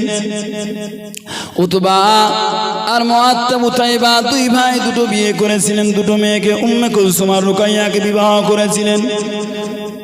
ছোট ছেলে তার বিবিকে এসে তালাক দিয়ে দিল, মুহাম্মদ আপনার কন্যাকে আমি তালাক দিয়ে দিলাম। বিশ্বগুরু নবী, জগৎগুরু নবী, আল্লাহর নবী, হুজুর আমার বাচ্চা ছেলের মতো খাও খাও করে কাঁদছে। নবীর কাছে থুতু ফেলে দিয়ে আবু লাহাবের বেটা বাড়ির দিকে রওনা হচ্ছে। নবী পাক টুকরে টুকরে খাও খাও খাও খাও করে কাঁদে। চোখে থেকে দাদা দাদা দাদা করে পানি পড়ে। আবু লাহাবের বেটা বাড়িতে পৌঁছে গেল, গিয়ে বললেন, আব্বা আমি মুহাম্মদকে অপমানিত করে চলে এসেছি। আব্বা বলে, বাবা কি করেছো বাবা? বলে, মুহাম্মদের কন্যাকে আমি তালাক দিয়েছি, আর তার কাছে গিয়ে তার মেয়েকে তালাক দিয়ে থুতু ফেলে চলে এসেছি। আর কোরআনকে মানি না, আর জিবরাইলকে মানি না, কথা বলে আমি চলে এসেছি। তার মা বলেন, বাবা, তার মা উম্মে জামিল বলে, বাবা ওই ছেলে যা মুখ থেকে বের করে তাই হয়ে যায়। বাবা কি বলেছে ওই ছেলে? ওই সময় বলে, মুহাম্মদ বলেছে, আল্লাহ আপনার যত কুকুর আছে আল্লাহ একটা কুকুর তার উপরে বিষয় করে দিন। কাঁদতে কাঁদতে কথা বলেছে। আবু লাহাবের স্ত্রী উম্মে জামিল বলে, ও সন্তান যা বলে মুখ থেকে তাই হয়। বাবা তুই আমার কাছ থেকে অন্য কোনো জায়গায় যাবি না রে বাবা, কোনো জায়গা তোকে ছাড়বো না। ছেলে বউ তালাক দিয়েছে, ছেলেকে তো বিয়ে দিতে হবে। সিরিয়ায় তারা ব্যবসা করতে যায়, ছেলেকে সেখানে নিয়ে যাবে। ছেলেকে সঙ্গে করে সিরিয়ায় নিয়ে চলে গেছে। সেখানকার মানুষ বলে, কি ব্যাপার এটা কে? সেই সময় আবু লাহাব বলে, এটা হলো আমার ছোট বেটা। কেন এখানে এনেছেন? আমার ছেলে তার বউকে তালাক দিয়েছে, আর আমার ছেলেকে কুকুরের ভয়ে এখানে নিয়ে চলে এসেছি। আমার ছেলেকে এখানে কুকুরের ভয়ে নিয়ে চলে এসেছি। আমাদের ওখানে কুকুরের অত্যাচার, তো বলছে আপনি এখানে নিয়ে এসেছেন, আমাদের এখানে কুকুরের ঠেলায় আমরা দামাতে পারি না, আর এখানে এসেছেন। তো বলছি ছেলেকে বিয়ে দিয়ে আমি বাড়ি নিয়ে চলে যাব। সন্ধ্যা হয়ে গেল, পাহারাদার মন্ত্রী সাহেবের পাহারাদাররা চতুর্দিকে পাহারা দেয়। মাচা তৈরি করা হলো, মাচার উপরে ছেলেকে শুইয়ে দিল। পাহারাদারকে বললেন, ও পাহারাদারেরা, তোমরা সুন্দর করে পাহারা দাও, খবরদার যেন কুকুর না ঘেঁষতে পারে। পাহারাদারেরা বললেন, মন্ত্রী সাহেব আপনি টেনশন করবেন না, আমরা এখানে আছি, কোনো টেনশন করার আপনার প্রয়োজন নাই। সবাই ঘুমিয়ে পড়েছে, পাহারাদাররা পাহারা দিচ্ছে। আমার আল্লাহ পাক রব্বুল আলামিন সবাইকে ঘুম পড়িয়ে দিলেন। ওই সময় ফেরেশতা একটা কুকুরের বেশে এসে প্রথম আবু লাহাবের মুখ শুকতে লাগলো। ও মুসলমান, যখন দেখলো যে না, নবীর বদদোয়ার গন্ধের মুখে নাই, লাফিয়ে মাচানের উপরে উঠে দেখে, হ্যাঁ, মুহাম্মাদের বদদোয়ার গন্ধের মুখে পাওয়া যায়। বুকটা ফিরে দিয়ে কলিজা বের করে নিয়ে চলে যায়। আবু লাহাবের বেটা উতাইবা আব্বা আব্বা বলে আওয়াজ দেয়। আব্বার ঘুম ভেঙে উঠে দেখে ছেলে কলিজা কুকুরে নিয়ে চলে গিয়েছে। এত ভালোবাসতো, তারপরে ইতাআত করেনি, বিরোধিতা করেছে আমার আল্লাহ। কোরআনে তো তাব্বাত ইয়াদা আবি লাহাবের আবু লাহাবের আসল নাম হচ্ছে আব্দুল উজ্জা। আব্দুল উজ্জা নামটা দেননি কেন? আব্দুল উজ্জা নামে খুব বেশি মানুষ চিনতো না, আল্লাহ বদদোয়া দিয়েছেন তো ওই জন্য আল্লাহ আবু লাহাব নাম দিলেন। আবু লাহাব নামটা মাশহুর, মানে সবাই এই নামে চেনে, যে আল্লাহ বদদোয়া দিয়েছেন, ধ্বংস করেছেন, এই নামটা আল্লাহ নির্বাচন করে কোরআনে দিয়ে দিয়েছেন। আব্দুল উজ্জা মানে হলো ঠাকুরের গোলাম। এই নামটা যদি দেন তাহলে শিরিক পূর্ণ নাম হয়ে যাবে না কোরআনের ভিতরে? ওই জন্য আমার আল্লাহ ওই নামটা দেননি, আবু লাহাব নাম দিলেন। এই চাচারা ইতাআত করেনি। আর ইতাআত কারা করেছিলেন শুনুন, কোন কোন চাচা করেছিলেন। বিশ্বগুরু নবী, জগৎগুরু নবী, আল্লাহর নবী হুজুর আমার জঙ্গলের পাশে ফাঁকা জায়গা, তার পাশে জঙ্গল, জঙ্গলের পাশে হুজুর আমার সিজদায় পড়ে আছেন, নামাজ আদায় করেছেন। আবু জাহাল আড়াল থেকে তাকে মুহাম্মদ নামাজ আদায় করে। আমার নবী পাকের দিকে লক্ষ্য করে একটা পাথর নিয়ে সজরে ছুঁড়ে দিলেন। পাথরটা গড়িয়ে গড়িয়ে গিয়ে বিশ্বগুরু নবী, জগৎগুরু নবী, আল্লাহর নবী হুজুরের বাম দিকে লাগলো, ঠাস করে হাতটা ফেটে গেল। ঝজ্জা ঝজ্জা করে রক্ত বের হয়। নবী আমার কাটা জায়গা চেপে ধরে ডান দিকে তাকায়, বাম দিকে তাকায়। হুজুর আমার বলল, মক্কাবাসীরা,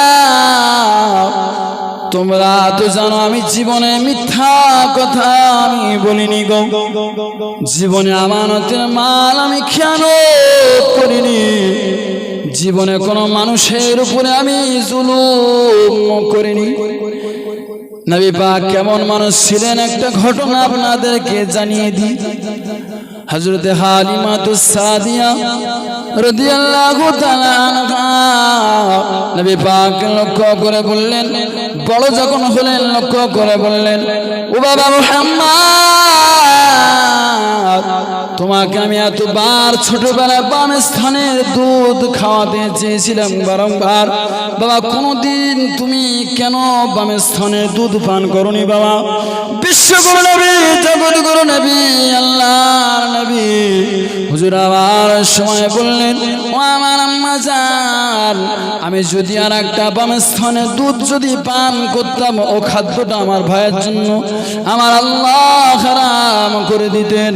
আমি যদি খেতাম, আমার ভাই দুধ ভাইকে কি খাওয়াতেন আপনি? দুনিয়ায় আমি অত্যাচার করতে আসিনি, হক আমি বঞ্চিত করতে আসিনি, আমি হক প্রতিষ্ঠিত করতে এসেছি। বদরের যুদ্ধে নবী আমার কাতার সোজা করেছেন। একটা জওয়ান যুবক সাহাবী বারংবার লাইনের দিকে এগিয়ে যায়। যুবকদের জজবা একটু বেশি হয়ে থাকে, যুবক নবী আমার হাতে লাঠি ছিল, লাঠিটা নিয়ে যুবক সাহাবীর পেটে একটু গোঁতা দিয়ে বলে, বাবা পেছনে সরে যাও বাবা। সাহাবী সঙ্গে সঙ্গে বললেন, ইয়া রাসূলুল্লাহ হাবিবাল্লাহ, হুজুর আমি ব্যথা পেয়েছি, আমি কষ্ট পেয়েছি, আমি ব্যথা পেয়েছি, কষ্ট পেয়েছি, আপনি আমার উপর জুলুম করলেন। একথা যখন বললেন, নবী আবার বললেন, লাঠিটা সাহাবীর হাতে দিয়ে দিলেন, বাবা সাহাবী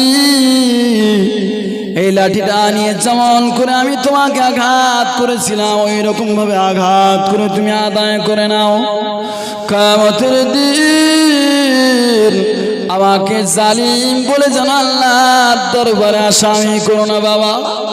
দুনিয়ার বুকে কত মানুষকে অন্যায় করে মেরে থাকে, কত মানুষের উপর জুলুম করে থাকে বাবা। নবী আমার বলেন, সাহাবী তোমাকে যখন খোদা দিয়েছিলাম তুমি খালি গায়ে ছিলে, সাহাবী লাঠিটা ধরো বাবা, আমাকে খালি গা হতে দাও। বিশ্বগণ নবী, জগৎগণ নবী, আল্লাহর নবী হুজুর আমার জামা মোবারক খুললেন, সাহাবী লাঠি ফেলে দিয়ে হুজুরের সঙ্গে জড়িয়ে ধরলেন, ইয়া রাসূলুল্লাহ হাবিবাল্লাহ, হুজুর আমি চেয়েছিলাম এক্ষুনি যদি যুদ্ধ হয়, যুদ্ধে গিয়ে আমি শহীদ হব কি গাজী হব আমার জানা নাই, এই শরীর আপনার সঙ্গে মিলিয়ে নিলাম। সাহাবী বড় চালাক সাহাবী, হুজুর আমার গায়ে তো খুব বেশি আঘাত লাগেনি, হুজুর আপনার সঙ্গে শরীরটা মিলিয়ে নিলাম, আল্লাহ পাক রব্বুল আলামিন আমার জন্য জাহান্নামের আগুন আমার আল্লাহ খারাপ করে দিবে। রাসূল বলছেন, খবরদার সাহাবী আদায় করো না বাবা, কিয়ামতের দিন যেন আমাকে জালিমদের কাতারে রেখে দিও না। কত মানুষকে অন্যায় করে মারে আপনি জানেন? কিয়ামতের দিন হিসাব দিতে হবে না, আল্লাহর দরবারে জালিম হিসেবে গণ্য হয়ে উঠবে আল্লাহর দরবারে। কথা ঠিক না ভুল? নবী আমার হুজুর আমার বললেন, মক্কার মানুষ তোমরা জানো আমি জীবনে কোনো মানুষের উপর অত্যাচার আমি করিনি। মক্কার মানুষ তোমরা জানো আমার বাপ নাই, আমার মা জগৎ থেকে বিদায় নিয়েছে, আমি বড় এতিম, কেমন করে আমাকে মারলেন গো। নবী আমার ডান দিকে তাকাই, বাম দিকে তাকাই, হুজুর আমার লক্ষ্য করে দেখলেন আবু জাহাল খিলখিল করে হাসে। নবী আমার ফাটা জায়গাটা চেপে ধরে হুজুর আমার পাশে জঙ্গলের ভিতরে চলে গেলেন, গাছের গোড়ায় বসে হুজুর আমার চোখের পানি ছেড়ে দিয়ে খাও গাও খাও গাও করে কাঁদে, বলে আল্লাহ জন্মের আগে আব্বাকে হারালাম, আজ 6 বছর বয়সে আমার মাকে আমি হারালাম, আল্লাহ আমার আদর করার মতো কেউ নাই। এই কথা বলে নবী আমার ঝরঝর করে চোখের থেকে পানি ঝরায়। ফেরেশতা জিবরাইল আমার নবী পাকের কাছে উপস্থিত হয়ে গেলেন, ইয়া রাসূলুল্লাহ হাবিবাল্লাহ, হুজুর আপনি একবার বলুন ওই পাহাড় দিয়ে আবু জাহালের গোষ্ঠী শুদ্ধ যারা আপনার উপর অত্যাচার করে সবাইকে ধ্বংস করে দিই। বিশ্বগুরু নবী, জগৎগুরু নবী ফেরেশতা জিবরাইলের ডানা মোবারক ধরে বললেন, ভাই জিবরাইল এমন কথা ভাই বলবেন না, এমন কথা বলবেন না। ওই সময় ফেরেশতা জিবরাইল বললেন, ইয়া রাসূলুল্লাহ আপনাকে না সৃষ্টি করলে तमाम পৃথিবী সৃষ্টি করা হতো না। ইয়া রাসূলুল্লাহ হাবিবাল্লাহ সেই নবীকে তারা কাঁদায়, ইয়া রাসূলুল্লাহ তারা যে খাদ্য খায় আপনি নবী আপনার খাতিরে খাদ্য খায়, তারা যে পানি পান করে আপনি নবী আপনার খাতিরে তারা পানি পান করে, তারা জমিনে নিরাপদে চলাফেরা করে আপনি নবী আপনার খাতিরে তারা চলাফেরা করে। আর সেই নবীকে কাঁদিয়েছে ইয়া রাসূলুল্লাহ। तमाम ফেরেশতা জগতে কান্নার রোল পড়ে গেছে, সমস্ত ফেরেশতারা কাঁদে ইয়া রাসূলুল্লাহ আপনি অনুমতি দিন। বিশ্বকর্মা নবী সময় বললেন ও ভাই জিবরাইল, আমি আমার আল্লাহ দুনিয়াতে আমাকে রাহমাতুল লিল আলামিন করে পাঠিয়েছে, মানুষকে জাহান্নামের দিক থেকে নিয়ে আমি জান্নাতে দেওয়ার জন্য এসেছি। ফেরেশতা জিবরাইল, আমি ধ্বংস করতে আসিনি ভাই, এমন কথা বলো না। নবী পাক ডান দিকে তাকায়, বাম দিকে তাকায়, একদল বাঘ চোখের পানি ছেড়ে দিয়ে গাও গাও করে কাঁদে। জঙ্গলে জানোয়ার, হিংস্র জানোয়ার, সিংহের দলগুলো, সিংহগুলো এক জায়গায় সমবেত নবীর চেহারা রক্ত দেখে তারা চোখের পানি ছেড়ে কাঁদে। আরে হরিণের দল, অবলা হরিণ গুলো চোখের পানি ছেড়ে দিয়ে কাঁদে। নবী আমার কাছে দিকে তাকিয়ে দেখে একদল পাখি এসে নবী পাকের কদমের কাছে বসে তারা কান্না শুরু করে দিয়েছে। নবী আমার দৃশ্য দেখে হাও হাও করে কাঁদে, দাদা দাদা করে চোখের পানি ফেলে আর বলে আল্লাহ আপনার হাবিবের রক্ত দেখে ব্যথা ব্যথিত হয়ে বাঘগুলো কাঁদে। আল্লাহ আর রাব্বি আল্লাহ, হরিণগুলো অবলা তারা আপনার হাবিবের ব্যথা ব্যথিত হয়ে চোখের পানি ছেড়ে কাঁদে। আল্লাহ আয় রাব্বি আল্লাহ, পাখিগুলো সিংহগুলো চোখের পানি ছেড়ে দিয়ে কাঁদে। আল্লাহ আর রাব্বি আল্লাহ, আপনার কি দয়া লাগে না? আপনার কি একটু মায়া লাগে না? আল্লাহ নবী আমার ঝরঝর করে চোখে পানি ছেড়ে দিয়ে কাঁদে, হাও হাও করে আসমানের দিকে তাকিয়ে কাঁদে। আল্লাহ পাক ফেরেশতা জিবরাইলকে বললেন ও আমার ফেরেশতা জিবরাইল, যাও চলে যাও আমার হাবিবকে গিয়ে বলো, আমার হাবিব যদি এক্ষুনি বলে আমি আল্লাহ আজ জগৎ রাখবো না, দুনিয়া রাখবো না, আমার হাবিব যদি অনুমতি দেয় আমি আল্লাহ কিয়ামত করে দেব। ফেরেশতা যাও, আমি জগৎ রাখবো না। আল্লাহ কতটা রাগান্বিত হয়ে গেছে দেখেন। আল্লাহ বলছেন ফেরেশতা আমার হাবিব কাঁদে গো, যাও আমি জগৎ আর রাখবো না গো, আমি দুনিয়া রাখবো না। আমার হাবিব যদি একবার বলে সব ধ্বংস করে দেবে এক্ষুনি, ধ্বংস করে দেবে এক্ষুনি, আর রাখবো না। তারা আমার হাবিবকে কাঁদায়, হাবিবের মাথা ফাটিয়ে দিয়েছে। ফেরেশতা জিবরাইল আমার নবী পাকের কাছে চলে আসলেন। আসসালাতু ওয়াসসালামু আলাইকা ইয়া রাসূলুল্লাহ হাবিবাল্লাহ। হুজুর আল্লাহ পাক রব্বুল আলামিন পাঠিয়ে দিয়েছেন। ফেরেশতা জিবরাইলকে দেখে আল্লাহ নবী বললেন ও ভাই জিবরাইল, আমার আল্লাহ কি মায়া লেগেছে, আমার আল্লাহর কি দয়া লেগেছে?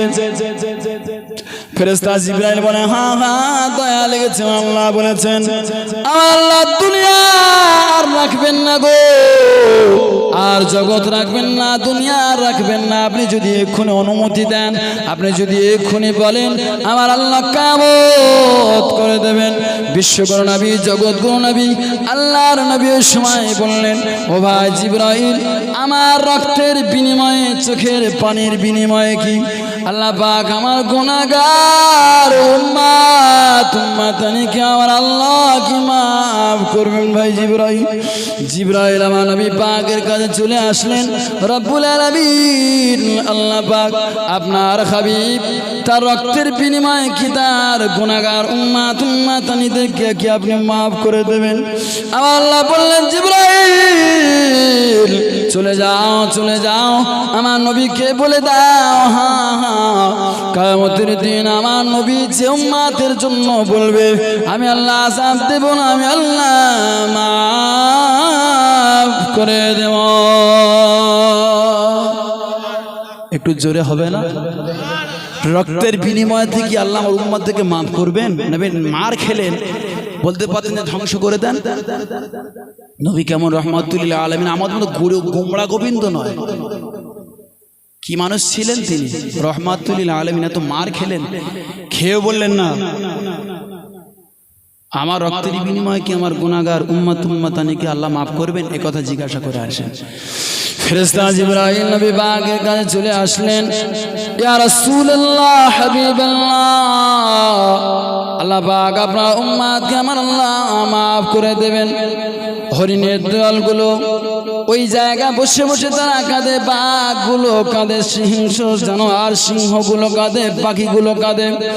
একটা হরিণ বারবার আসমানের দিকে তাকায় আর বলে, আল্লাহ তুমি আমার জবানটা খুলে দাও আল্লাহ, নবীর সঙ্গে দুটো প্রেমের কথা বলবো, মুহাব্বতের কথা বলবো গো আল্লাহ। আল্লাহ পাক হরিণের জবানটা আমার আল্লাহ খুলে দিলেন গো।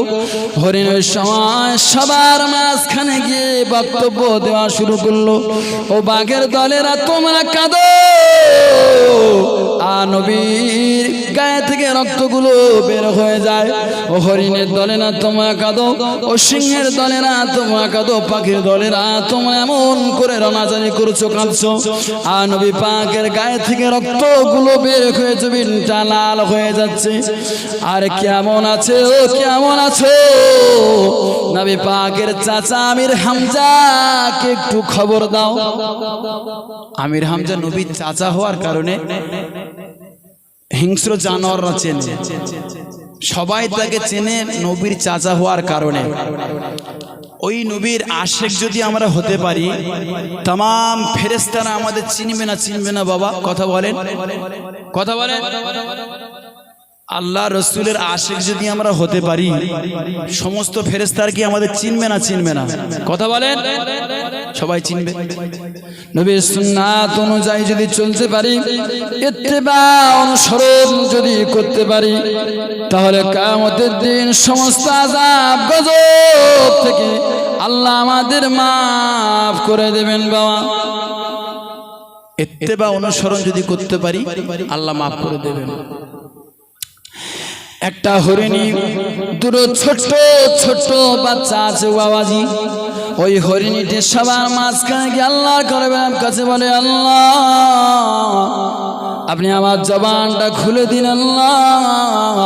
আল্লাহর সঙ্গে সঙ্গে তার জবানটা খুলে দিলেন। হরিণী সবাইকে বলতে, বাঘের দলেরা তোমরা আমাকে বিদায় দাও, হরিণের দলেরা তোমরা আমাকে বিদায় দাও, সিংহের দলেরা তোমরা আমাকে বিদায় দাও, তোমরা আমাকে বিদায় দাও। ছোট ছোট বাচ্চাদেরকে ডেকে ডেকে বলছেন, আয় বাবাই শেষবারের মতো দুধ পান করে নে বাবা। আর হয়তো আমি আমির হামজার খবর দিতে গিয়ে না আসতে পারি রে বাবা, আখেরি দুধ শেষবারের মতো দুধ পান করে নে রে বাবা। হরিণীর বাচ্চা, দুটো ছোট ছোট বাচ্চা এসে বলতে লাগলেন মাকে, ও আমাদের আম্মা জান, যদি দুধ পান করতে যায় দেরি হয়ে যাবে, দেরি হয়ে যাবে, নবীর গায়ে থেকে রক্তগুলো সব বের হয়ে যায়। আল্লাহর কসম, আল্লাহর কসম, মা দুধে আমরা মুখ দেব না গো মা, দুধ আমরা খাবো না গো মা, যতক্ষণ পর্যন্ত নবীর চাচা আমির হামজা এখানে না উপস্থিত হবে, দুধে আমরা মুখ দেব না মা। আল্লাহর কসম করে বলছি মা, আপনি চলে যান, চলে যান। হরিণী নবীর কদমে পায়ে চুমা দিয়ে নবী পাকের কাছ থেকে অনুমতি নিয়ে দৌড়ে দৌড়ে আমির হামজার বাড়ির উঠানে পৌঁছে গেল। আমির হামজা তিনি একজন শিকারী ছিলেন।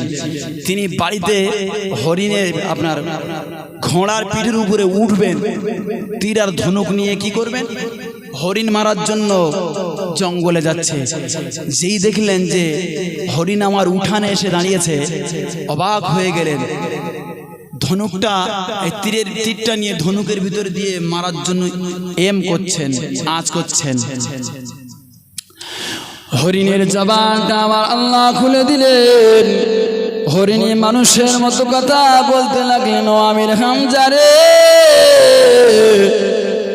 এখন আপনি আমাকে মারবেন না, দুটো কথা আমাকে বলতে দেন, মনের ব্যথা বেদনার কথা একটু বলতে দেন আমাকে, পরে যদি আমাকে স্বীকার করে নেন আমার মনে কোনো কষ্ট থাকবে না। ও আমির হামজা, আপনার ভাতিজা মুহাম্মদ কোথায়? আমির হামজা ওই সময় বললেন, ওরে হরিণী আমার ভাতিজা অনেকক্ষণ হয়ে গেছে, দেখতে পাচ্ছি না রে বাবা, দেখতে পাচ্ছি না রে হরিণী, হরিণী আমার ভাতিজাকে দেখতে পাচ্ছি না, অনেক সময় অতিবাহিত হয়ে গেছে।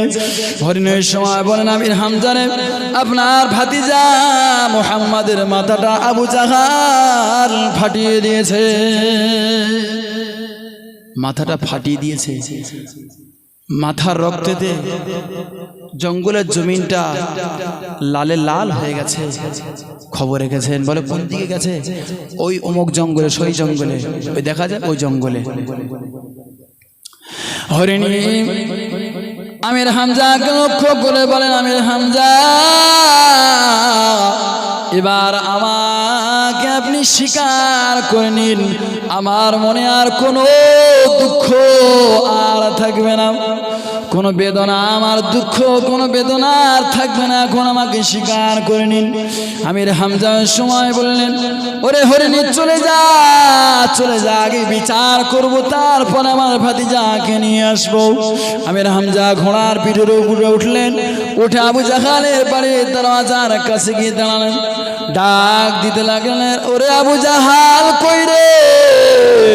আবু জাহাল কোনো কথা বলে না, থমকে দিয়ে যখন ডাকলেন, আবু জাহাল বাড়িতে আছিস নাকি রে, বের হয়ে আয়। আবু জাহাল বের হয়ে এসে বললেন, আমির হামজা কি ব্যাপার এসেছেন? বলছে, আমার ভাতিজা কি তুই মাথা ফাটিয়ে দিয়েছিস? বলে হ্যাঁ। কোথায় গিয়েছে তুই বল? বলে যদি না বলে কি হবে বল। যখন এই কথা বলল, আমার নবীর চাচা আমির হামজা তলোয়ার শুদ্ধ খাপ শুদ্ধ সজরে মারলেন, যে জায়গা নবীর ফাটিয়ে দিয়েছেন সেই জায়গায় ঠিক ফাটিয়ে দিলেন। ফাটিয়ে দেওয়ার পরে আবু জাহাল মাটিতে গোড়াগুড়ি খায়, এক হাত দিয়ে চেপে ধরে, এক হাত উঁচু করে বলে, ওরে নবীর চাচা আমির হামজা মাফ করে দাও, মাফ করে দাও, কোনোদিন এমন কাজ করব না। নবীর চাচা বলে, বিচার পরে করব, আমার ভাতিজাকে নিয়ে আসি। ঘোড়ার পিঠে উঠলেন, ঘোড়া দৌড়ে দৌড়ে দৌড়ে জঙ্গলের কাছে দাঁড়ালো। ওই জায়গা আমার নবীর কান্নার আওয়াজ পাওয়া যায় গো, ও যুবক। ঘোড়া ওই জায়গা নবীর কান্নার আওয়াজ পেয়ে ঘোড়া চোখের পানি ছেড়ে দিয়ে কাঁদে, হাও হাও করে কাঁদে। আমির হামজা বলে, ওরে ঘোড়া তুই কেন তুই এমন করে কেন কাঁদিস? আমার ভাতিজার মাথা ফাটিয়ে দিয়েছে, তুই কেন এমন করে কাঁদিস রে ঘোড়া? ঘোড়াটা একবার আসমানের দিকে তাকায়, একবার আমির হামজার দিকে তাকায়।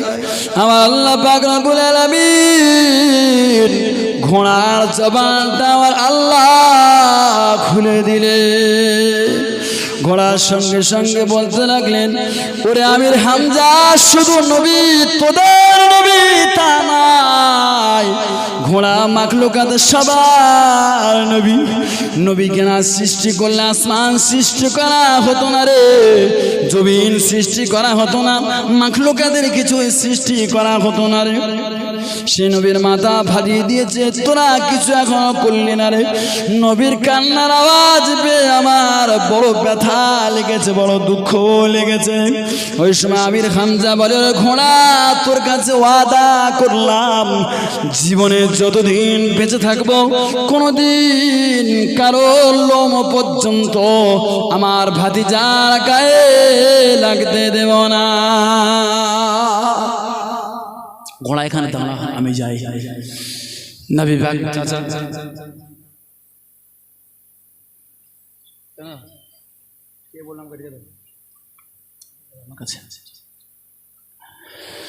আমির হামজা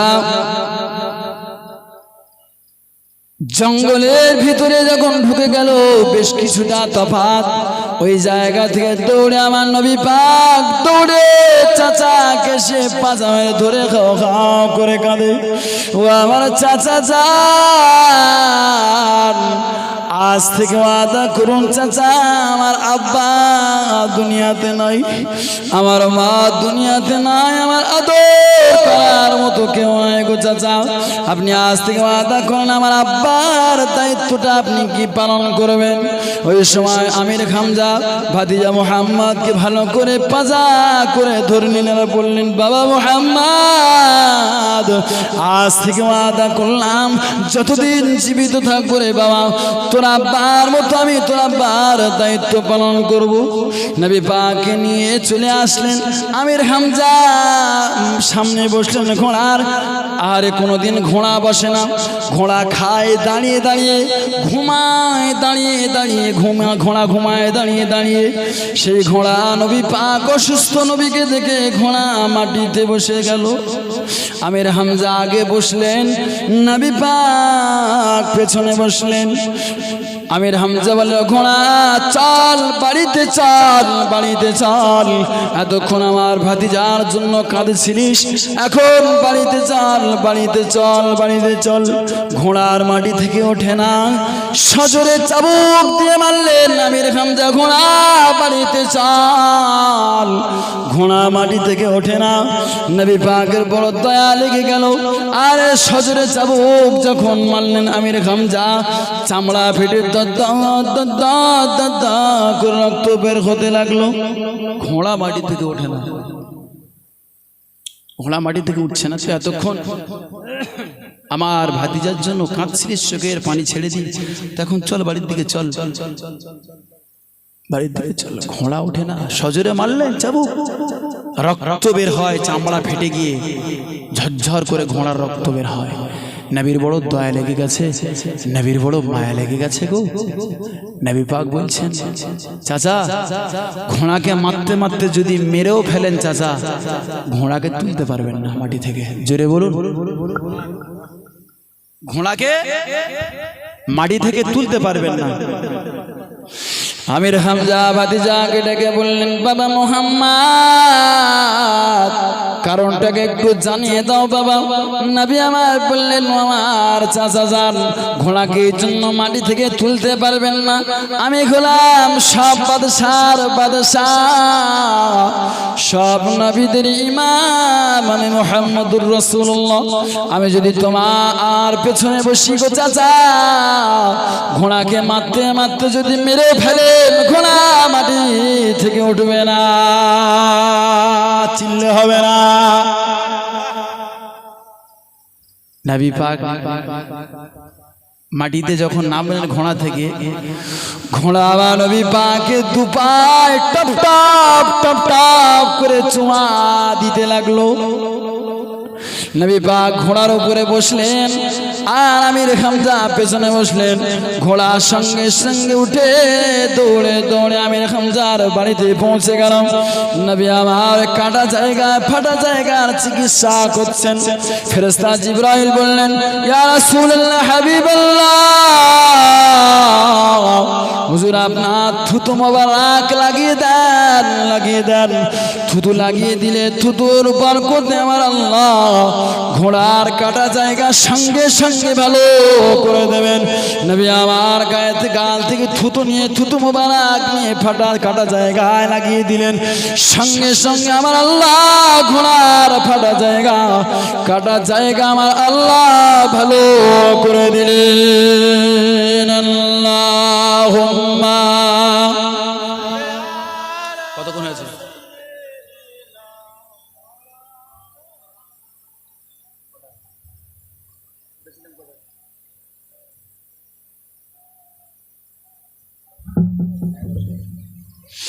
সালাম তোমাকে হাজারো সালাম, জানাই তোমাকে দরুদ সালাম, হে আমার নবী আকরাম, হে আমার নবী আকরাম, হে আমার নবী আকরাম। চিরোন্নত দিন ইসলাম তোমার সিলায় আমরা পেলাম, হে আমার নবী আকরাম। হে আমার নবী আকরাম, হে আমার নবী আকরাম, সালাম তোমাকে হাজারো সালাম, জানাই তোমাকে দরুদ সালাম। হে আমার নবী আকরাম, হে আমার নবী আকরাম, হে আমার নবী আকরাম। পথঘরা নদী গতির ধারায় সুরভিত হয় তোমারি ছোঁয়ায়। হে আমার নবী আকরাম, হে আমার নবী আকরাম, হে আমার নবী আকরাম, সালাম তোমাকে হাজারো সালাম, জানাই তোমাকে দরুদ সালাম। হে আমার নবী আকরাম, হে আমার নবী আকরাম, হে আমার নবী আকরাম। আধারের কালো তোমার আলো, তারারা সকলে পিছু হেঁটে যায়। হে আমার নবী আকরাম, হে আমার নবী আকরাম, হে আমার নবী আকরাম, সালাম তোমাকে হাজারো সালাম, জানাই তোমাকে দরুদ সালাম। হে আমার নবী আকরাম, হে আমার নবী আকরাম, হে আমার নবী আকরাম। আল্লাহুম্মা উচ্চ আওয়াজে পড়েন। কতক্ষণ আমাকে সময় দিলে? আচ্ছা আমাকে একটু পাঠিয়ে দেন না আমার কাছে, একটু কথা বলতে হয়।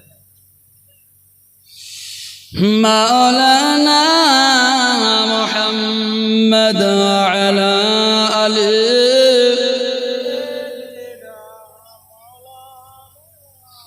আর একটি ঘটনা বলবো, বলে ঘটনা বলা ওয়াজ করা শেষ করে দেব। চাঁদাপত্র তোলার কথা বলছে, একটি ঘটনা বলেই শুরু করে দেব। নবী পাককে আমরা কেমন ভালোবাসি গো যুবক। নবী পাক সাহাবী হুসাইন বর্ণনা করেন, নবী আমার যেদিন মক্কা থেকে মদিনায় হিজরত করেন, ওই দিন একটা ছোট্ট সাহাবী নাম হলো তালহা ইবনে বারা, ছোট্ট সাহাবী নবীর সম্মুখে উপস্থিত হয়ে গেলেন।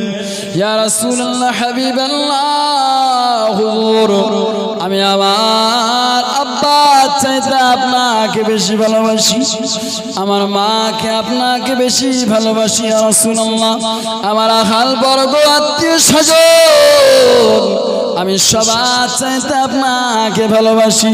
ইয়া রাসূলুল্লাহ, এমনকি আমার জীবনের চাইতে আপনাকে ভালোবাসি বেশি। নবী পাক পরীক্ষা করার জন্য নবী আমার মস্করা করে বললেন, ও যুবক, ছোট্ট বাচ্চা সাহাবী বাবা তালহা ইবনে বারা, ওই যে তোমার আব্বার মাথা কি কেটে আমার কাছে আনতে পারবে বাবা?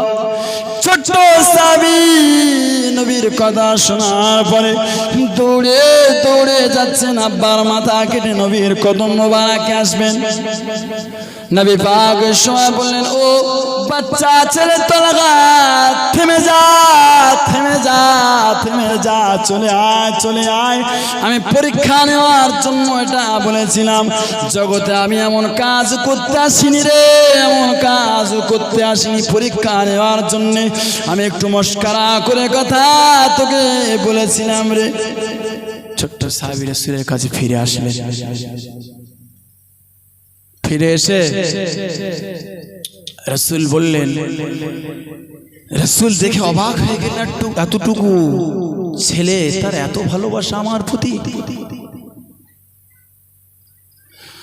ওই ছোট্ট ছেলেটা একদিন যায়, 2 দিন যায়, নবীর দরবারে আর আসছে না। নবী পাক সাহাবীদের লক্ষ্য করে বললেন, ও আমার সাহাবীরা, আবার ছোট্ট সাহাবী তলা ইবনে বারা সে কি আমার উপর রাগ করেছে, কেন আসে না রে বাবারা? সাহাবীরা বললেন, ইয়া রাসূলুল্লাহ, হাবিবাল্লাহ,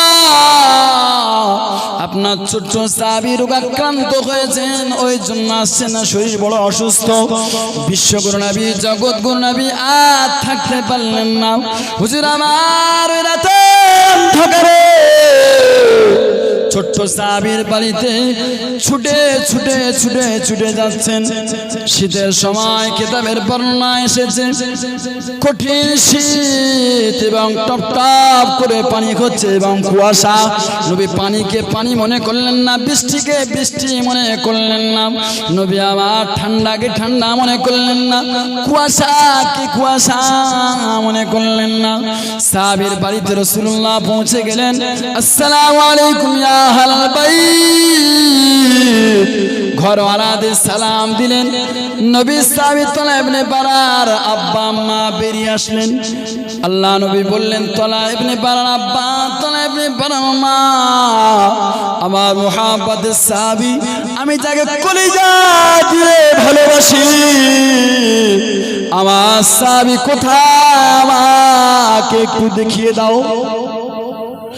তলা ইবনে বারার আব্বা আম্মা দুজনে বললেন, হুজুর আপনার কলিজার টুকরা সাহাবী তলা ইবনে বারা ওই যে আসে শুয়ে। হুজুর আমার গুটি গুটি পায়ে তলার কাছে পৌঁছে গেলেন। তলহার শারীরিক অবস্থা দেখে ফিরে এসে বললেন, তলহার মা, ও তলহার আব্বা, আমার কলিজার সাহাবী আর বেশি দিন বাঁচবে না মনে হয়। যদি আমার সাহাবী মারা যায়, খবরদার খবরদার আপনারা আমাকে খবর দেবেন। আমি নবী পাক নিজে হাতে কবরে নামাবো, আমি নবী ওর জানাজার ইমাম হব। নবী কথা বলে বাড়ির দিকে রওনা হলেন। ছোট্ট সাহাবী তলহা আব্বাকে ডাকলেন, মাকে ডাকলেন, ও আমার আব্বা জান, ও আমার মা জান। নবী পাক যেন কি বললেন আমি অল্প অল্প শুনতে পেলাম গো মা। কি বললেন নবী? বললেন, তুমি ছোট ছেলে, কিন্তু তোমার নবীর কাছে মর্যাদা অনেক বাবা। এই বয়সে তুমি নবীর সঙ্গে এমন মহাব্বত করেছো, তুমি যদি মারা যাও না বাবা, নবী তুমি কপালওয়ালা, নবী তোমার জানাজার ইমাম হবে। তোমাকে কোলে করে নবী মুহাম্মদুর রাসূলুল্লাহ সাল্লাল্লাহু তাআলা আলাইহি ওয়াসাল্লাম তোমাকে কবরে নামাবে বাবা। তুমি বড় কপালওয়ালা, ভাগ্যওয়ালা।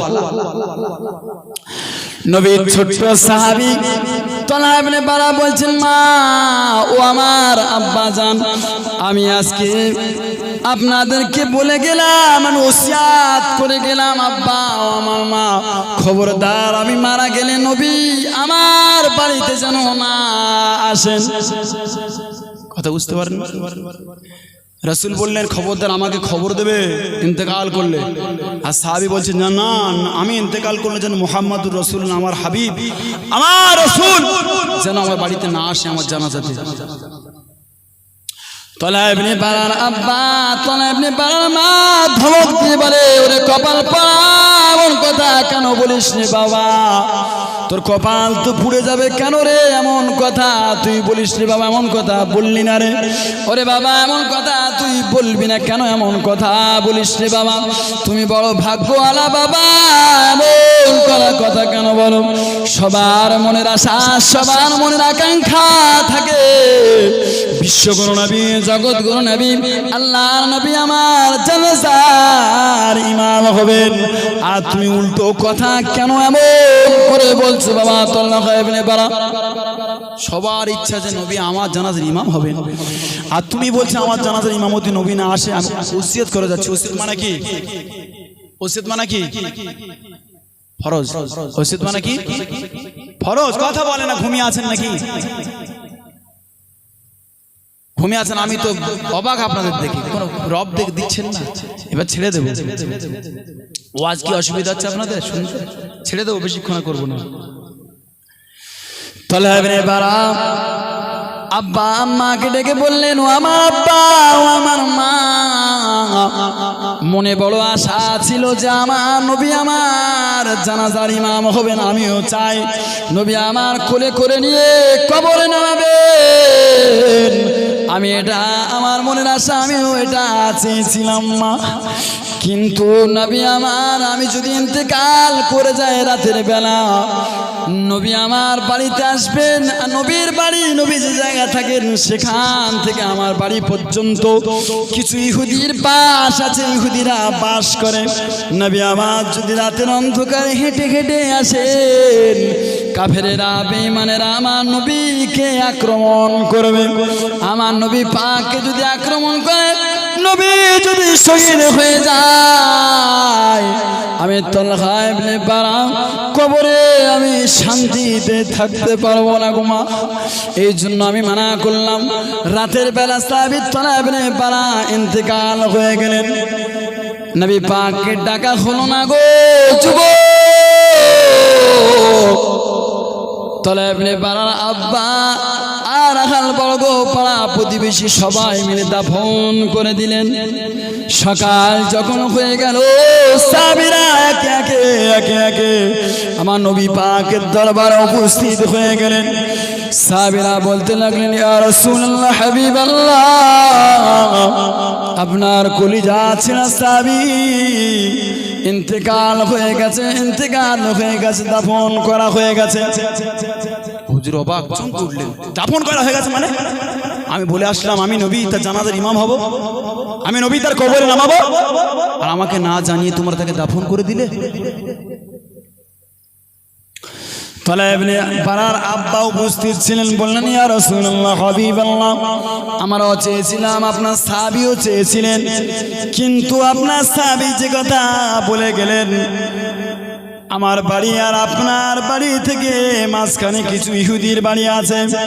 যদি আপনি আমার ছেলের জানাজায় গিয়ে জানাজার ইমাম হন, যদি যান, আমার ছেলে বলেছে নবী যদি আমার বাড়িতে আসে আর ইহুদিরা যদি আক্রমণ করে, নবী পাক বড় কষ্ট পাবেন। আর যদি নবী শহীদ হয়ে যায়, আপনার ছোট্ট সাহাবী বলেছেন কবরে ভালোভাবে থাকতে পারবে না। হুজুর এই জন্য সে মানা করে গেছে। নবীর কথা শুনে নবীর ভালোবাসা আরো বেড়ে গেছে।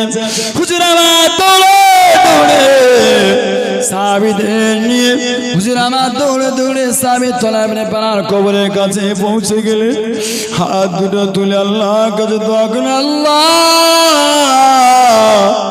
তালহা ইবনে বারা আপনার দেখে হাসছে, আল্লাহ, আল্লাহ আপনি তার দেখে হাসুন।